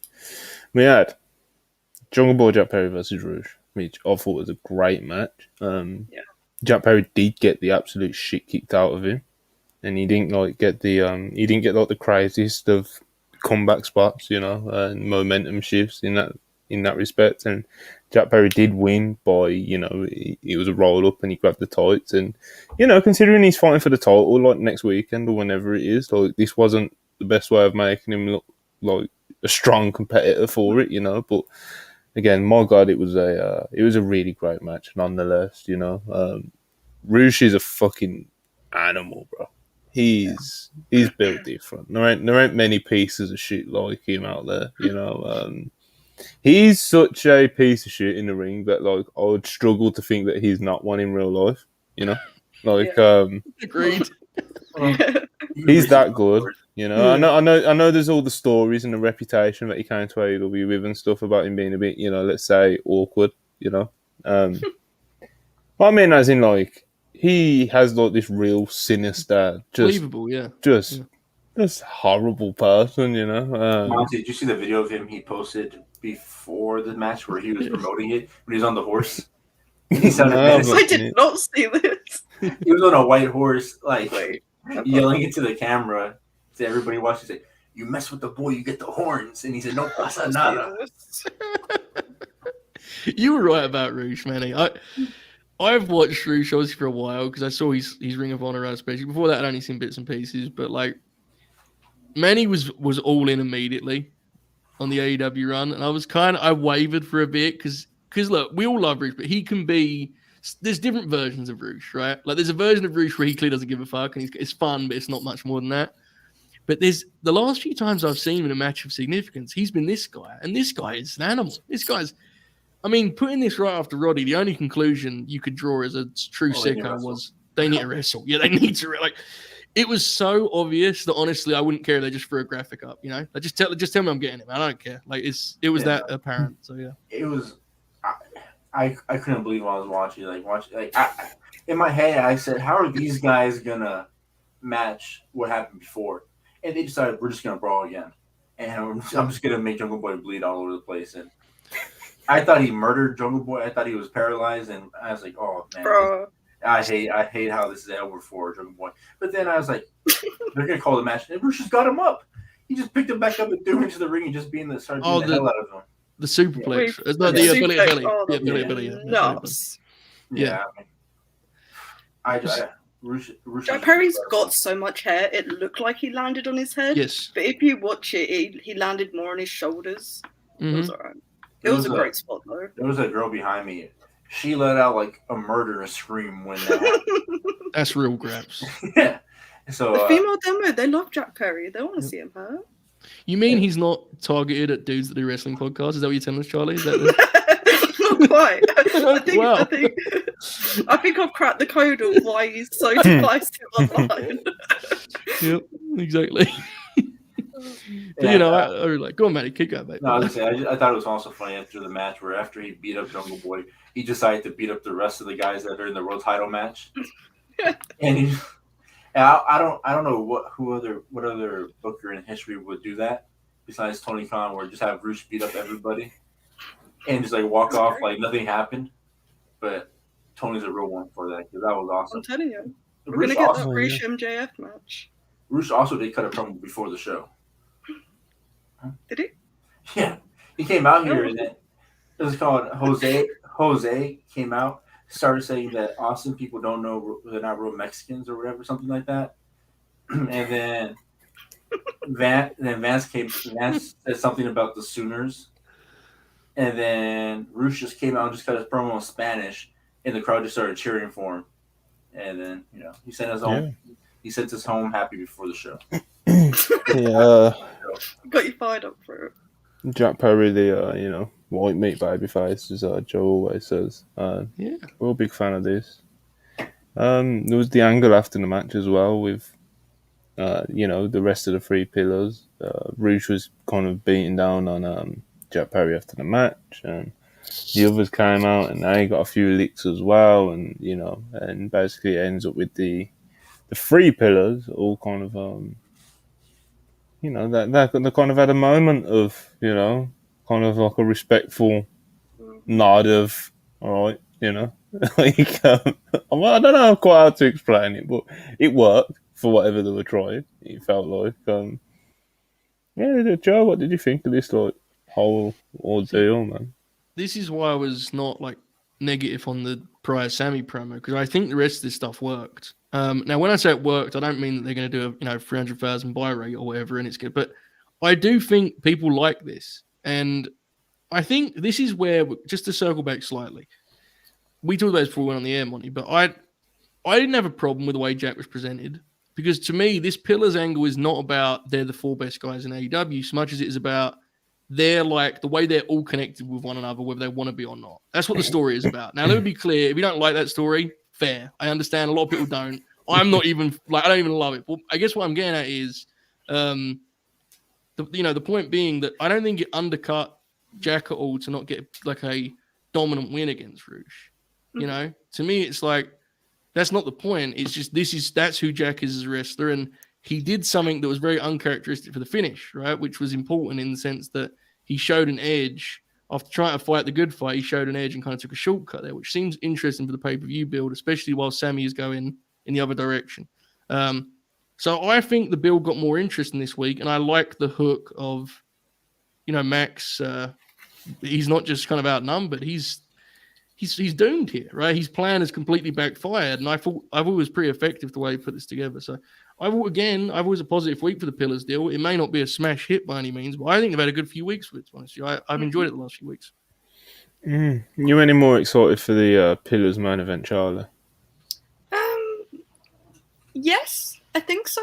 Because I'd kind of just accepted that it was happening, but like the last couple of weeks I've been like, okay, it's gonna be a good main event. It's gonna be a good match. There's no denying that all 4 guys, they can wrestle really well and they have good chemistry together. But I feel like the build has improved the last couple of weeks, especially. This is another angle. I thought, why wasn't this the go home angle? Why didn't we do this next week? I thought there was a couple of that this week, but I'm more excited for it now than I was when they first started the story. So that's a positive. Oh, yeah, some progress, But yeah, after this segment, MJF did not seem very happy. He was asked for comment by Renee, and he just looked dead in the face and smacked the microphone out of her hand, and he got on with his day. Yeah. It's funny because obviously, I'm not going to say Charlie's right, I'd be quite spiteful. But I'll always say this about MJF, and I get it's part of his charm and why people like him, but he's almost like this cartoonish, charismatic villain, He's super charismatic and kind of loud, and he's actually quite ironically likable. Do you know what I mean? But you see when he's shown glimpses of it, and he'll do it once every feud, which but sometimes he'll show glimpses of being a lot darker and sinister, and that's something that really interests me. And if MJF is committed to being a heel long term, that is something I'd like to see him tap a lot more into, and be just kind of just a sick piece of shit, to be honest, instead of the cartoony, playfully wink wink I'm a heel stuff that he seems to be. Which it works for him, of course. It's what's got him to the dance so far. 100% it works, but just kind of it'd be interesting to see if he could go down that route and what he'd do with it, because I'm sure it'd be great. I do want to shout out as of late, there's definitely been an increase or a change at least, a very slight shift in how they're using Renee.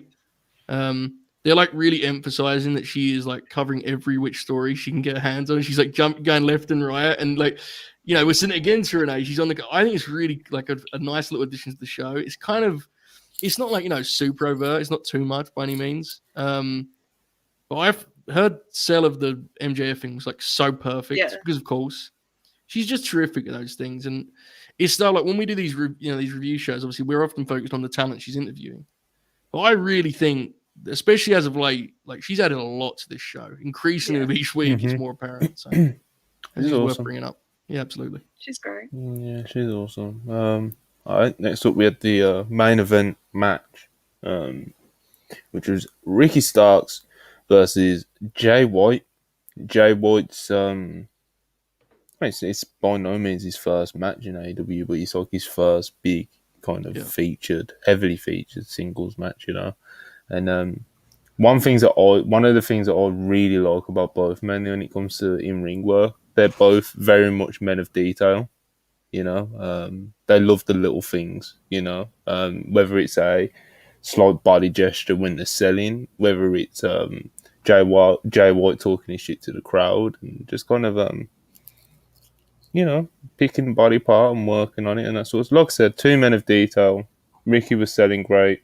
Jay White was very much working a Jay White match. I really enjoyed this. I liked it quite a lot from start to finish. I know that the start wasn't like the most exciting, but that's the Jay White formula. You know, he lays his foundations for those great finishing stretches that that he's known for. You know, I liked it a lot. Joe, what did you think?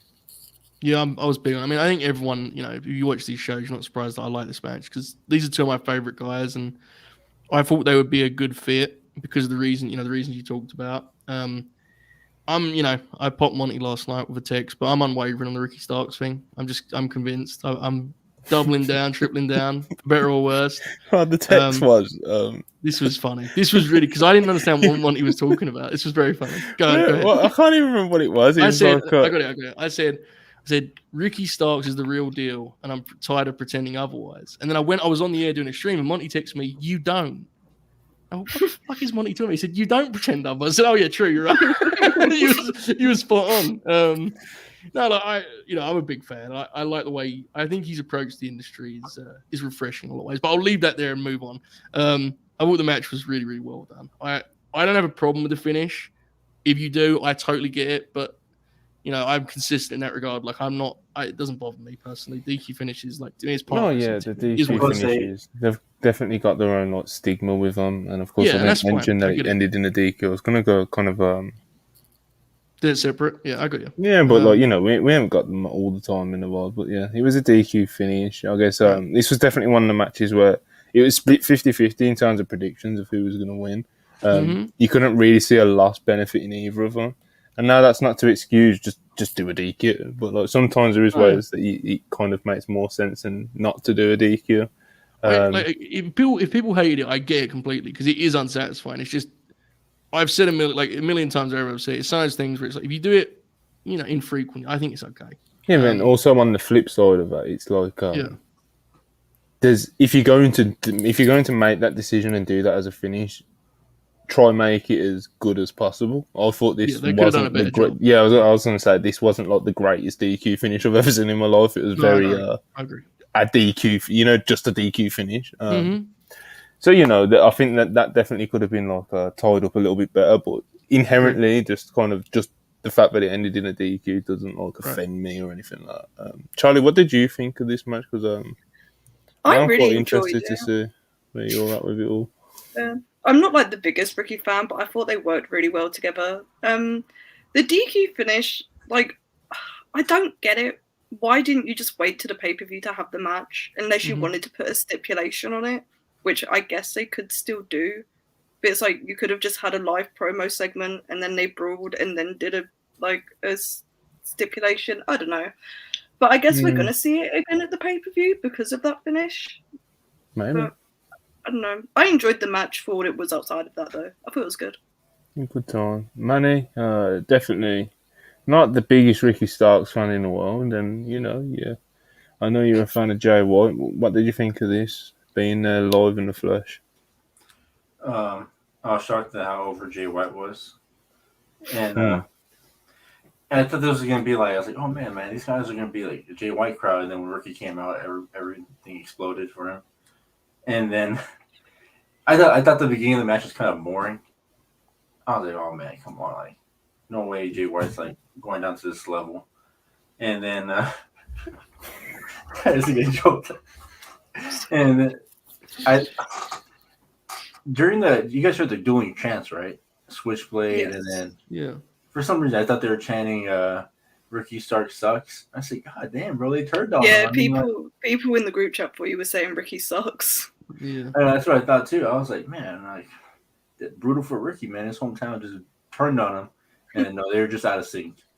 And as long as the match went, it was became really good. It just became like one of those Pat and Jay White epic ending sequences where he had a counter for everything, and he to get into the Blade Runner, and it was just awesome. The DQ finish was kind of weird because he waited till the ref looked at him and then just did like the weakest chair shot to hit him with, and I don't know. They're probably gonna run it back, and when they do run it back on pay-per-view, Jay White, I hope you pull it out for the real ones. And it was a fun show all around. I will go back to Dynamite when they come around again, and AEW is not dead. Oh wait, no, there's another main event. I forgot. We appreciate the words, though, man. I thought you were doing Manny is officially announcing that AEW is not dead. For the AEW fans that like to know, breaking news here on the WrestlePurists Podcast every Thursday. That's the biggest thing that happened on the show. Come on. All right. So next up, we had Don Callis. We hear from Don Callis. I've never seen someone get booed into the building.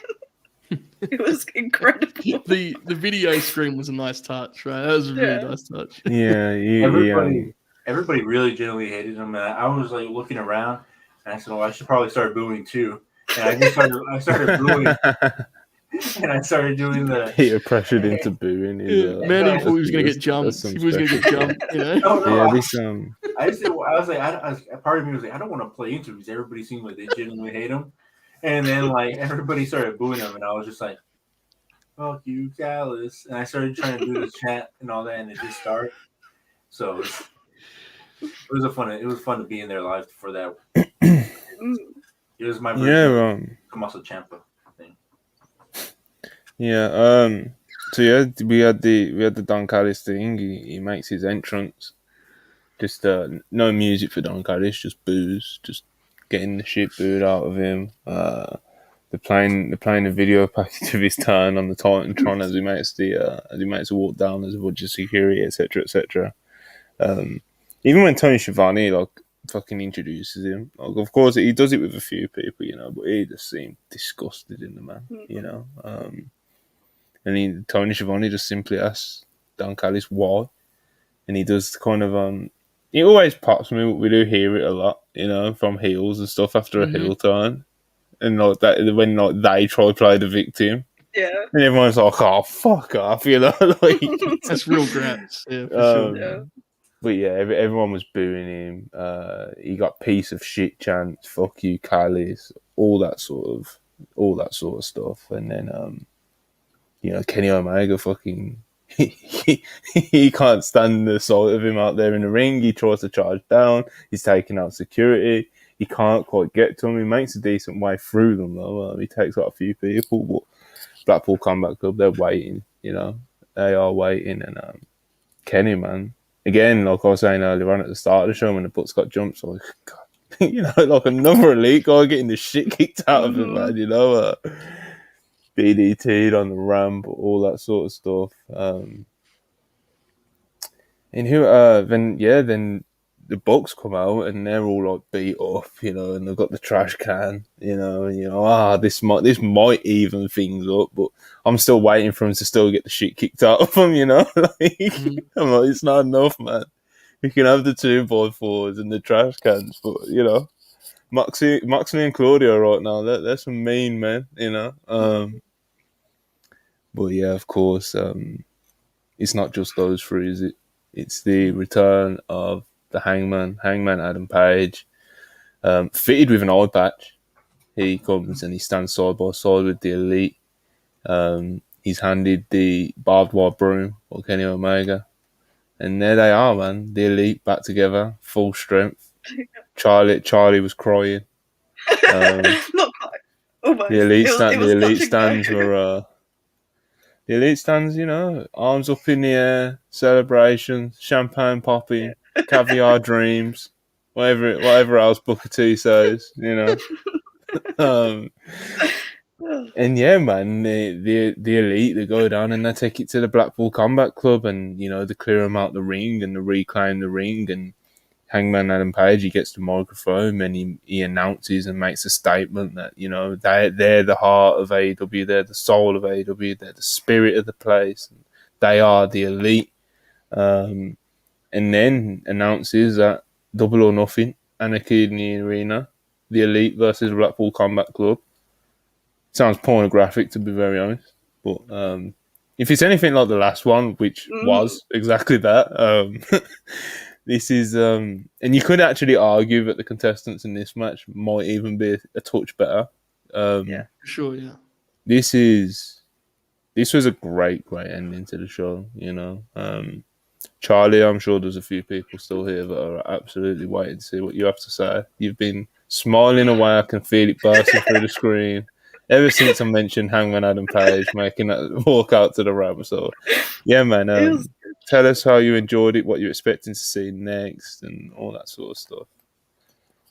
I've been waiting for this moment for so long now.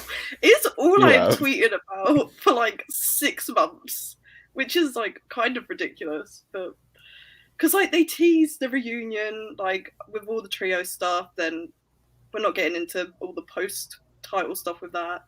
And then they like finally circled back to it, like after Hangman and Moxley were feuding, and they finally did the reunion and they declared themselves the elite again, and it's just AEW feels like AEW again.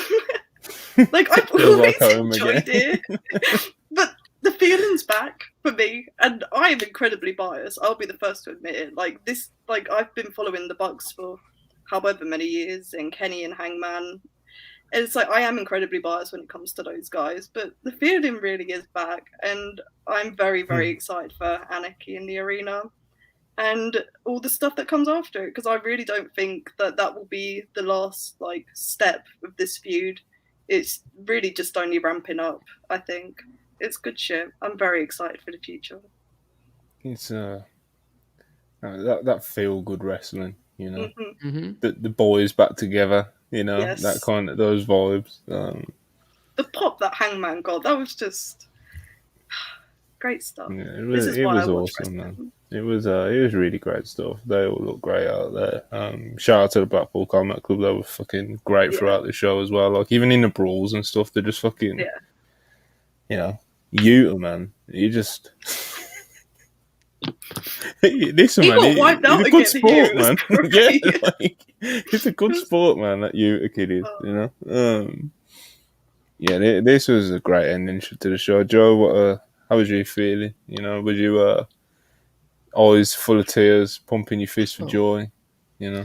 Or did you just kind of nod, you know? Yeah. I'd already cried when Karen Jarrett debuted, so I'd had my fair.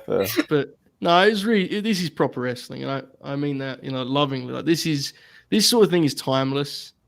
An act that people loved with people that people really truly care about. That's the key thing, care about, you know? Yeah.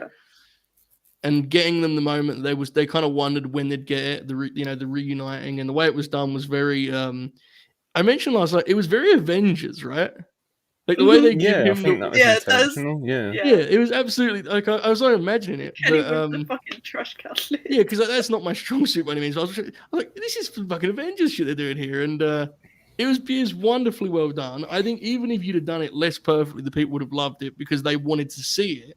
So you're always starting in a good spot because you're going in the right direction. You know, you're not going against the grain bunnies. People want this. So that sets you up to succeed. But when you execute it this perfectly, like, you know, it's magical. And it was magical. And how many times in this angle, in this program, have we said, that's one of the best angles AEW's done. That's one of the best segments AEW's done. I mean, we talk about almost weekly with this program and this feud. And here we go again. Last week we had a classic cage match and a great turn. This week we get this just incredible, timeless angle. And to Charlie's point, and like obviously I don't have the connection with the elite that Charlie does, but there is absolutely a truth to the idea and the notion that like the company feels far more like it is together and heading in the right direction when these guys are central. Like that's undeniable. And this whole angle to me is a kind of an ongoing example of what wrestling TV can and should be.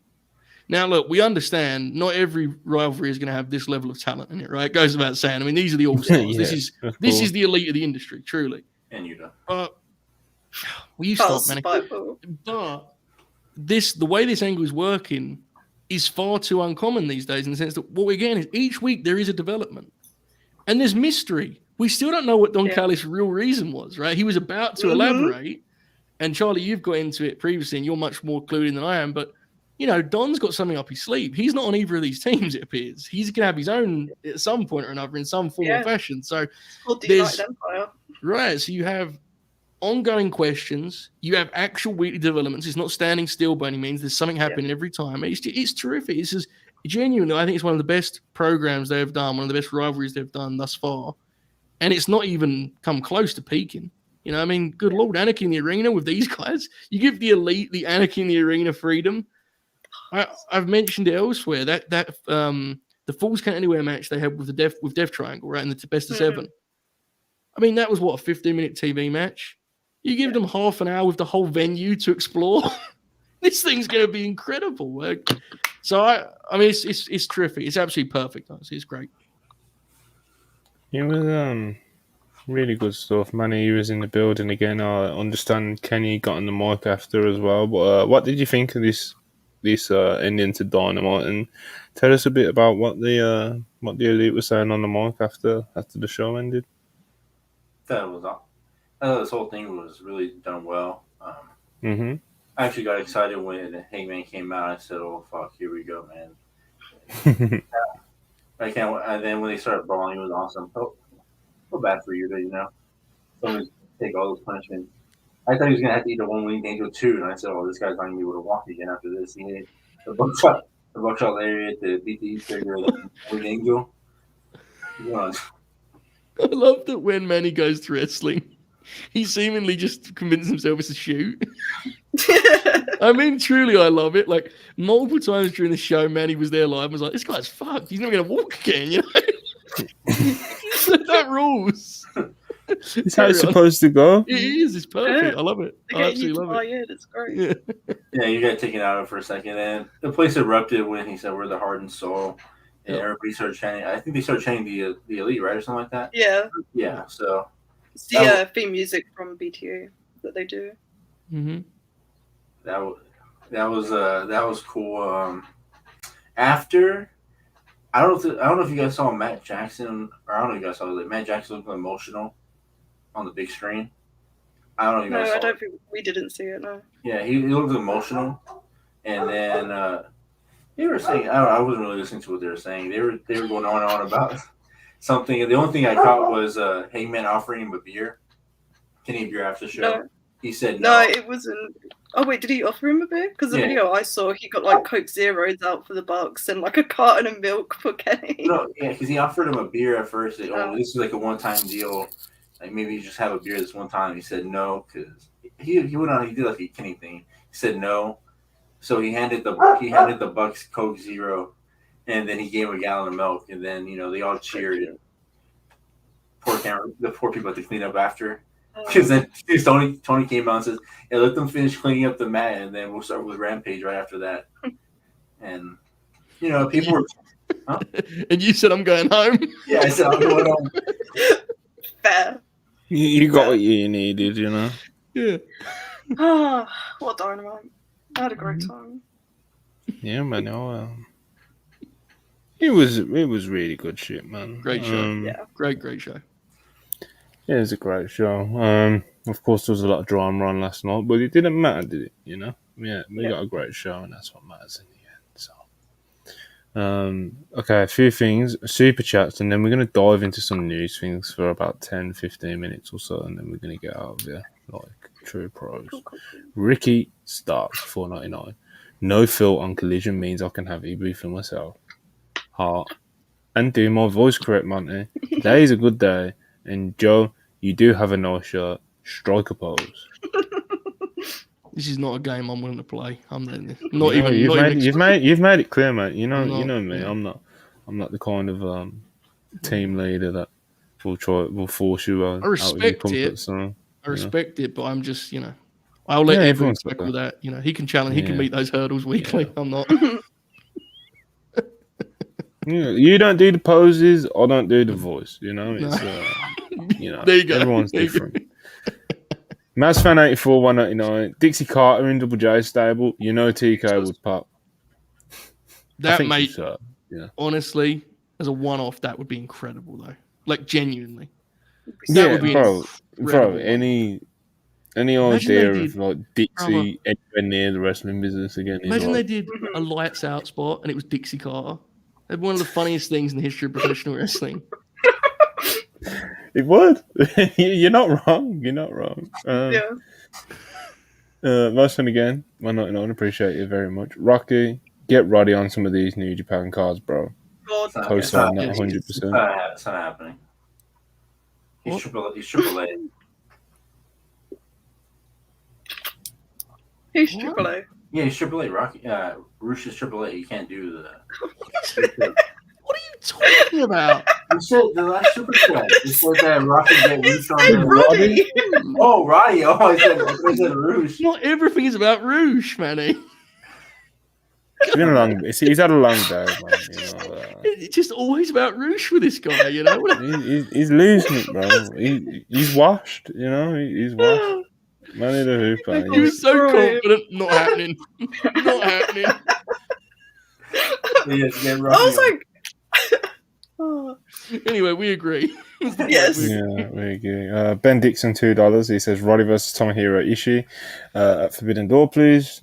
I'm with you again. Yeah. Another co-sign. And Ben Dixon again, another $5. Appreciate him very much. Rouge will no sell a chop from Roddy, and the next few chops from Roddy will be nasty. For real, yeah. yeah. I fantasy booked this in Discord last night. I said, I hope this is. Of course you did. I said, I hope this is the first match they ever do where they're beating the hell out of each other and the ref tries to separate them and they don't. So then they just call like a no contact because they beat the hell out of each other so much. And the ref has to call everybody down. They have to separate them. That's That good would shit. be I like that. And then have them do a no DQ. Yeah. Okay, no, I'm with that. I would like Yeah. to see it. That's awesome. One more super chat. Griff, $5. Appreciate you very much, brother. When Takeshita turns on the Elite and joins the BCC at Double or Nothing, and then we get Ibushi debut on the San Diego Dynamite. That's real music. Sounds There good is to me. significance to that because obviously they're in California the week after Double or Nothing, and San Diego, the arena they're going to be in, is 2 hours away from the building that had the Golden Lovers versus Young Bucks match in 2018. Mm-hmm. So, and the Bucks did their tweet of, we like to do big things in our home state. And Listen to this research, people. This is I put two and two together. unprecedented and levels of knowledge right here, you know. I did the tweets about it. Me and Griff are friends. We talk about this sort of shit all the time. So yeah, I think Ibushi will be turning up on the 31st of May in San Diego. So if it doesn't happen, it's not my fault. I think it would be the most shocking thing in the world. You No. know, it'd be very much a about time moment if Ibushi got his, if we finally got his arse in AEW. You know, Tony, pick up the phone if you haven't already. You know, Because I'm sure he has though. You know, yeah, I think they'll do the turn with Takeshita on Double or Nothing, and they'll want that to have room to breathe.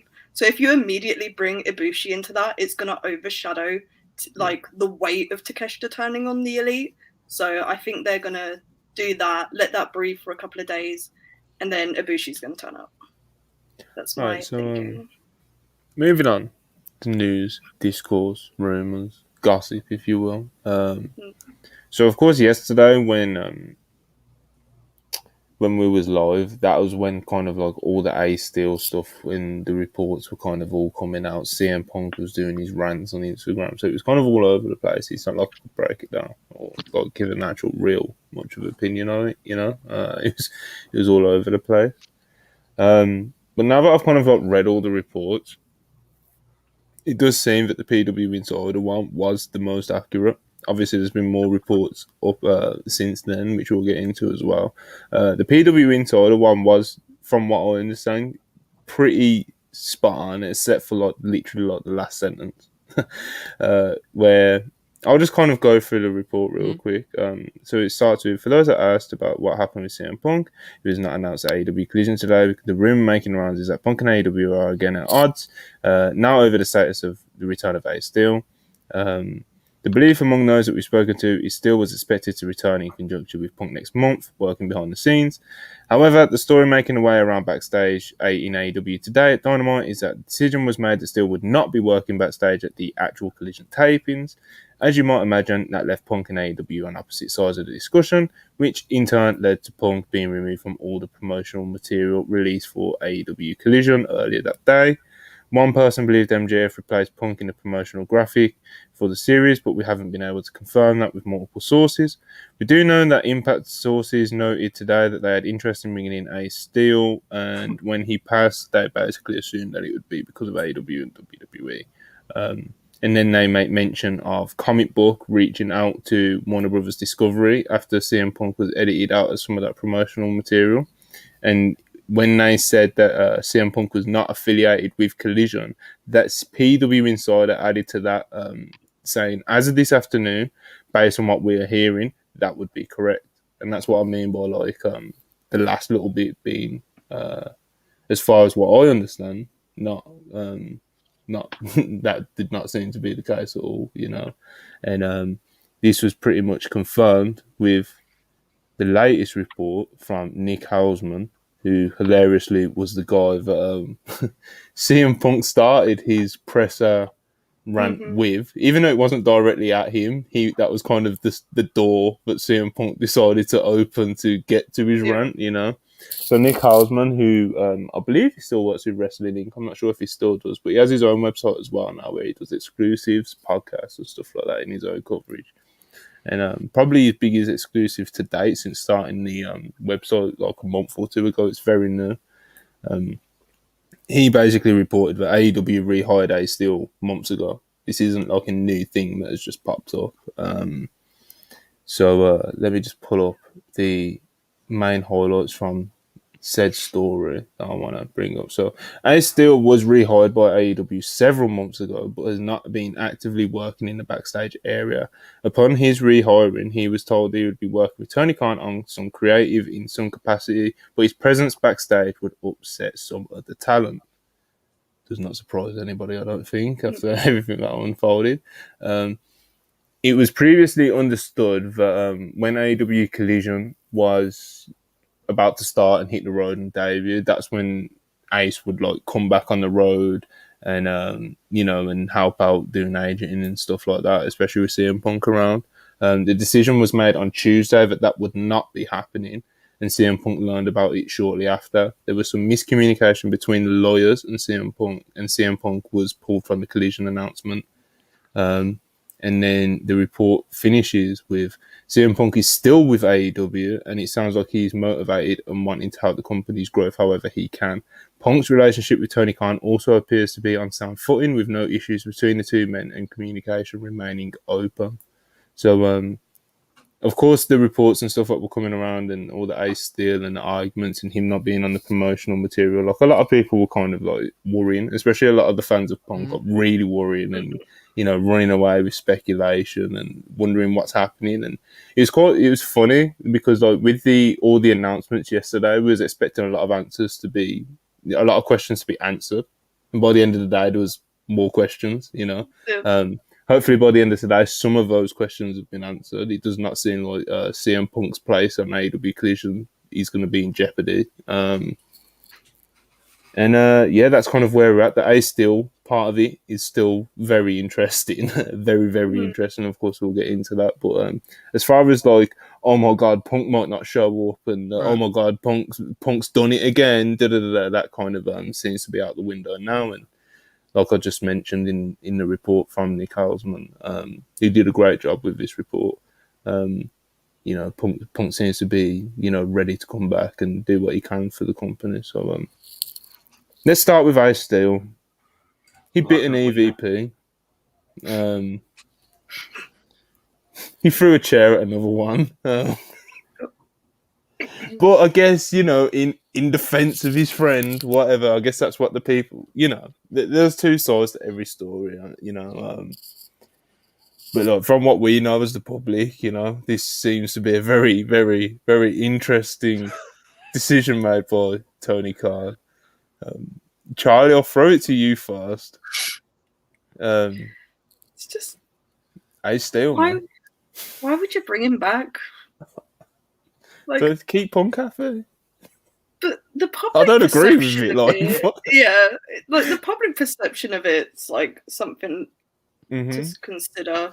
I just don't understand it. Like, I don't really know what to say. I just don't understand. Right. It's fascinating. Like from what it sounds, he was the worst person in that like whole situation when it came to like the physicality. So like bringing him back, it's like, yes, they all got punished because they were suspended and off TV and stripped the belts, but like, what does this go to show for like how they deal with situations in the long run? Well, yeah, this part of it as well, but like this is just the latest in a long run of things when it comes to if there was a book titled "How Does AEW Deal with Difficult Talent Situations?" The book would be 1,000,000 pages long, and you'd still be confused by the end of it. So, like I said, fascinating, and it doesn't surprise me that you are kind of stumped for words on it, because it is just one of those. I'll throw it to you next, Joe, before Manny does his bits. Charlie's. I'm exactly where Charlie's at. I just think it's baffling. Like, often with things like this, I don't really have a strong opinion, and I don't have a strong opinion. But like, genuinely, if you'd have said 2 weeks ago on one of these shows, "Oh yeah, Ace is coming back with Punk," we'd have all laughed because it seemed like a joke. It seemed to go without saying that part at least would be left kind of where it was. Like this thing is going to be challenging enough without going through the process of actually let's bring back Ace Steel also. Like. And again, we only know, we've heard so many different stories at this point, it's almost confusing. But I don't think it's a hot take to say this was probably a bad idea in every which way from the outset. I know there's been some talk about whose idea it was, which ultimately doesn't matter because Tony made the decision to rehire him, and that was always going to cause issues in its own way. But I think the real story here is what you kind of got at, Monty, which is that it seems like in terms of Collision itself, not much is going to change. To begin with, I'm sorry, folks, to be cynical, but I'm going to believe when I see it in terms of this being like a long-term solution. I don't buy it. I think to me, it's just, like it's delaying the inevitable. To me, this thing's going to blow up in some form or fashion. The Ace Steel part of it is just like, I have no idea how that gets through the process it apparently got through about someone being like, is this a good idea? Like what is this achieving? It's baffling. Manny, you seem to be doing a lot of performance art when Ace Steel's name was popping up in the reports. At one point, when you found out that Ace Steel was actually back in AEW, you said, and I'll quote, "No wonder the last 3 Dynamites were really good." You are Manny the Hooper, and you was doing some hooperism on the timeline earlier. But let's try and get some real takes from the man. I wasn't get real takes. Monty, this is what I do. Obviously, the never thing change. Obviously, it's kind of dumb you bring him back and all that because like, why would you bring like a wave of like destructive force into your locker room like that? Because this guy can go off like a bomb at any minute. But especially when he's willing to do for his friend Punk. But like, well, from all we know is like it wasn't really Punk's idea to bring him back. It was Jericho's, right? That's what they were saying. From like, well, apparently, I know that something. I know it's been touched on in reports, but apparently, in the Punk Jericho meeting that apparently went very well, with Tony Khan absolutely over the moon after it and stuff. Apparently, Jericho was the one that brought up like, "Yo, what about Ace?" So I don't know if that was his way of trying to like disarm Punk. Do you know what I mean? In like, because we all know how Punk feels about Jericho. And we all know Jericho. He's very smart at his games. And there's always some sort of agenda with him. For better or for worse. But yeah, apparently, again, I'm not a journalist. People, I do not do reports. I'm not in that game. Maybe one day, but I'm not in that game right now. Send me the scoops. It was apparently was a Jericho idea. So So, so to me, it's just like I understand where Punk's coming from, where you think your friend's coming back because first of all, you didn't pick him up coming back; it was somebody else. Then Tony giving the okay for him to come back. Yeah, okay, so we're just gonna start again, and then you find out the day before it's like, oh shit, he's not gonna come after all. So, what was the whole point of you telling me he's gonna come back and travel with row with me if he can't? So I can understand being frustrated about that because you just because if you're Punk, you can probably see it as, oh, they just lied to me to get me back to come back. So I can understand it from that point, but to me, it just seems like Tony's trying to appease everybody without trying to work the situation. So, I mean, if Jericho never brought up Ace Steel, Punk probably would have been happy just coming back, just knowing that, all right, it's whatever. But just the promise of him being on the road with him just got snatched away from him. I can understand it just being like that. So the timeline is pretty weird as well because it's like, especially with the latest report from Nick Oswald earlier, with it's like, Ace Steel's apparently been back for months. Like in terms of like having these state of employment back with AEW. So like when Jericho allegedly suggested him coming back, like was he suggesting like yo come back on the road, or I don't know.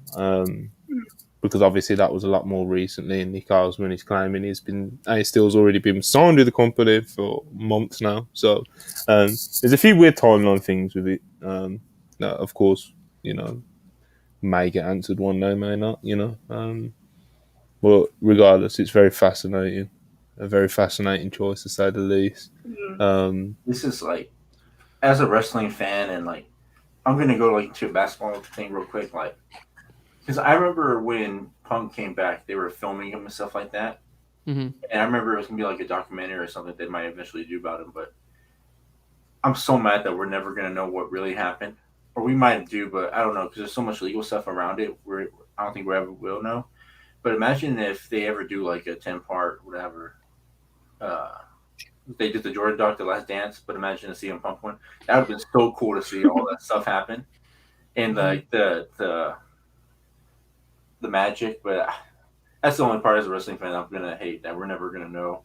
It'd probably be a lot less fun than you're imagining because they're all like workers to the absolute hill. You know what I'm saying? Like it would be like everything that's interesting would be left off camera, and that's the unfortunate part of it.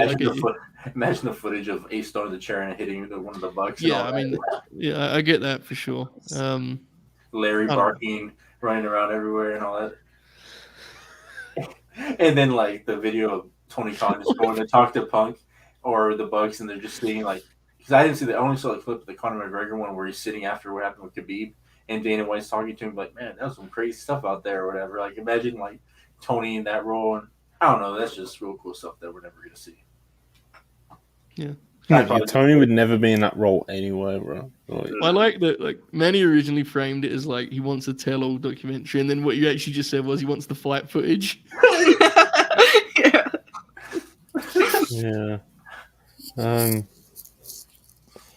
yeah, man. I guess the positive from it, that's the least divisive part of the recent reports is that like the Punk stuff, like Punk he's going to be there at Collision. The United Center is still reportedly booked. And I guess for those of you that have kind of been like thrown in a whirlwind by all these recent developments, which definitely happens with the CM Punk stories over the past few months, I would say, in my opinion, the Nick Hausman report is like the closest to what you want to be reading, when it comes to coverage of it.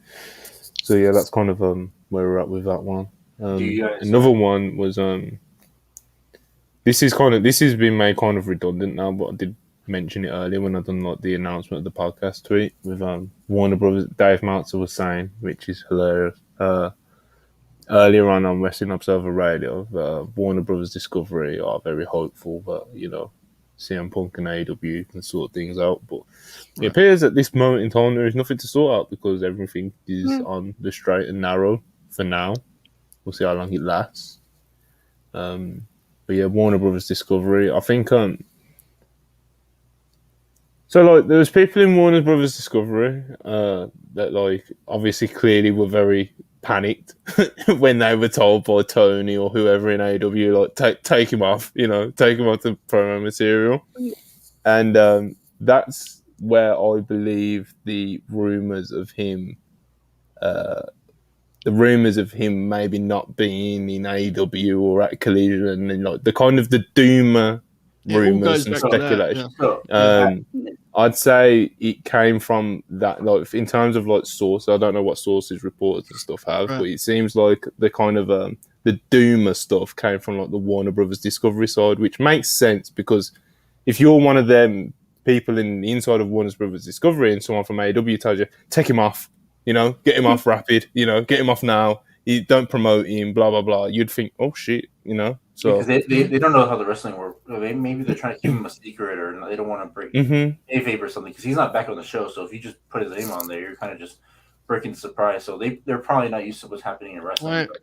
But I think that's what happened. Yeah. They didn't know what was going on because they're kept in the dark about what's the kayfabe and stuff. And the communication wasn't great either from the the one thing here, and look, he is what he is, but the fact that this conversation was had like the night before the announcement, and there was like a debate, and Punk was kind of against their intention of announcing him via poster and press release, I do not think is an indication that the communication is how that report described it, to be quite honest with you, because I would imagine if the communication was really top notch and they were discussing every matter of the thing, one of the first things I think they talk about is how are we going to actually handle this in return? You know, clearly Punk was unaware they were doing that and was not happy about it. So it's like, to me, that again kind of gives you an indicator of where things are at right now. And I think he's going to be there. I think he's going to wrestle Samoa Joe, and I'm sure I'll have a hell of a time with it. But I think if you're a CM Punk fan, the best approach is probably, good time, not a long time would be my guess. And to be clear, I consider myself one of them, so I'm not saying that to be a dick. It don't look too good right now, to be honest with you. That's my personal read on it, but we'll see. So with this thing, I really think the Ace Steel story just got blown out of proportion because, I think people went fishing for something because of that. What happened with Warner Brothers being scared, and they just happened to find the Ace Steel story, and then they blew that up and made it a bigger deal than I think it was because they were cool. Everything got sorted out already, and all that. And I just think all that coming up just made Punk and all that over the edge and getting more mad because he's just the thing is he's not on. It's weird because he's not on Twitter, but he's on Instagram. So you think if he wants to be on social media, you'd be all of it altogether. But I don't know. To me, it seems everything. Oh, I'm sure he's on Twitter. He's for sure on Twitter. 100%. Seriously, part of the issue is he's reading all of the shit, and that is a genuine issue in the whole thing. And I think that's what happened the first time he got hurt. He was reading everything. And it's ridiculous. And he got on paranoid, and I don't think he's as paranoid as he was before. But I'm going to give him the benefit of the doubt. I think he's going to come back and realize maybe I shouldn't have handled things the way I did the first time around. And I think I'm going to predict this. I think we're going to see him finish off his contract with AEW, and then I think we're going to see Ace Steel on the road. I think he's going to get it. So, 2 bold Manning predictions. There we go. Yeah, I hope it works out, man. He's a huge star. He's a wrestler that I fucking adore watching wrestle and perform, whether that's promos or actually wrestling in the ring. So of course I want him to be around, and I want him to do good shit, and I want him to be successful and not cause problems for other people. And I hope that the people around him as well and the other talent in the company can do the same, and everyone keeps their heads down, shuts the fuck up, because that's always the problem. And that includes Brian Alvarez and Dave Meltzer, to be honest with you. Just fucking leave it. Everyone just shut up and fucking leave it alone, Just stop talking about the situation. I would love to. Unless you're gonna do honestly. unless if you're like a Sean Ross Sapp and you report something along the lines of I'm sure he already has reported this over the past couple of weeks or something, but it's gonna be at the United Center, but this again, with Brian and Dave, and I'm a observer, subscriber, and I actually am a fan of Meltzer. It's just they're both of them, their handling of the coverage on this particular brawl out CM Punk Elite situation. the gossiping, the speculation, the lack of cross-referencing, all of these things, you know, I just think, especially, I guess at the start, it probably wasn't as bad. I don't know, you know. I would have to like go back and look at all the reporting, all the quotes from the Observer radios and stuff. It would take a very long time for me to do, although it would be very interesting to do it and do like a whole timeline of this whole thing. But like I said, like, their coverage, the gossiping, the speculating has been almost like comical for people that have been in this business doing what they do for as long as they have. Like I said, everyone, including them, even though they're not talent directly involved and were nowhere near the fight when it happened, just everyone just, you know, it'd be nice if everyone just shut the fuck up and got back to work, you know. And if the Elite aren't going to work with Punk, shut the fuck up and just get on with it. Do you know what I mean? And if they do, same again, shut the fuck up and just get on with it and work together, you know. But yeah, that's kind of my final say. Everyone shut the fuck up. Yeah. My last thing on is I'm not gonna name names like Monty, but I just wish if people are gonna talk about the situation, even people on Twitter, the accounts that act like they know what's going on, stop being so vague about everything. If you're gonna say something, just say, bro. I'm sick and tired of going on Twitter every day and seeing everybody vague talk about the situation. Shut up, say something, and don't. Even people on podcasts, like, if you don't know what's going on, don't say it. And if you know something, say it, bro. I'm sick and tired of all this vagueness. Everybody walking around what's going on. Manny, while we're doing this quickly, and we all do this. Everyone is guilty of this, but like the new brand of post where like we talk about how folks are talking about the discourse rather than what they should be talking about. Mm-hmm. We should replace that post with talking about the things that we should be talking about. Like we can solve that ourselves. You know what I'm saying? Yeah. It's like that's something we all are guilty of. It's exhausting. We're nearing some kind of resolution, for better or worse, something in between. Last night, I'll say this genuinely before we wrap here, but like yesterday for me was a great example of the right and wrong way to think about and approach wrestling. It's on a personal level. You guys saw me on the preview show last night. I was so fucking tired of this thing. It like kicked all enthusiasm for wrestling out of me. I'm watching the show like, why am I doing this to myself? You know, like the wrestling. That's what we're here for at the end of the day, right? Like, truly. And I'm not saying that to be snobbish, because what I'm getting at is I was the worst for this last night. You saw me on the show. I mean, it's a perfect example. But, like, it's exhausting. And I understand we cover it and we try our best to give our opinions on it. And I don't think we should stop that by any means. But there is definitely something to keep in mind in that regard. In terms of last night, there was so much discourse. We'd all lost our damn minds, myself especially. By the time the show ended, I was like, wrestling's awesome. What am I doing? I'm losing my mind. So there you go. Anyway, we'll leave it there, folks. It's been a good time. Well, I guess the only other bit of news today, switching over to WWE now. Oh my God. Wow. Nick Khan announced at the, I believe, excuse my pronunciation, the Moffat-Nathanson conference talk that WWE will be doing a live event in India this September. It wasn't said if it was a premium live event or if it was just a live event, you know. But the idea of a premium live event from India is fucking incredible. Yeah. I would absolutely love it if they'd done that. It'll be, of course, even if they just do a house show over there, that'll be very cool for the people that get to go there and see it. But the idea of them doing a fucking pay-per-view from fucking India, there's fucking rules, doesn't it, you know?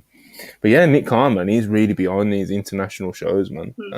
Really behind them. And they're really good. You know, of course, the last one being Backlash was a fucking enormous success, you know, to say the least. So, it looks like they're going to keep it rolling. They're coming to England soon. Awesome. Tickets go on sale tomorrow morning. I might try to get myself a ticket. Joe is trying to message me fucking game plans and draw up blueprints. Oh, and he's talking about O2 VIP. Fucking. I didn't even know they were coming back for another tour. I'm in a terrible way, folks. I realize I heard this. I just a couple months ago, I thought, oh my, they're going to do this. Well, not probably a couple weeks now, right, Monty? But I saw they were doing this Roman and Solo thing, and I thought, oh my God, they're going to work the Usos in London. And then I realized that like there's no tickets there, and they're doing this combo deal with SmackDown for £700. £700. I mean, what do we? All I want to see is a nice tag with double heat. You know what I mean? It's gonna be a catastrophe tomorrow for here in Holbert headquarters. But to the story, Monty, this whole thing is great. Like the international element of these premium live events has genuinely been terrific, right? Like it's been transformative, honestly, because I still find the TV a real tough challenge for some of the crowds they have. Like the Raw crowds, man, like it's brutal. You know, I watched the TV main event this week, and the work was good, but the crowds are just terrible. You only care about like Dom. Yeah, so I watch the pay-per-views and I have a great time with it, and I've realized a lot of it's because many of them are either, you know, elsewhere in terms of location, or they're the big four, right? So it's like it's a good formula they've got. So hopefully this is a premium live event. Yeah, considering he's like not a wrestling guy, you know, Nick Khan, he's done a very good job of like coming in and staying away from like the creative, but also like tapping into things like this, you know, in terms of like doing like live events. It seems like he's just very good at what he does from the sounds of things, you know. And from what we see, obviously we don't see even 10% of what he actually does for the company. So, yeah, man, good stuff from Nick Khan again. These international shows, Sure. Money in the Bank.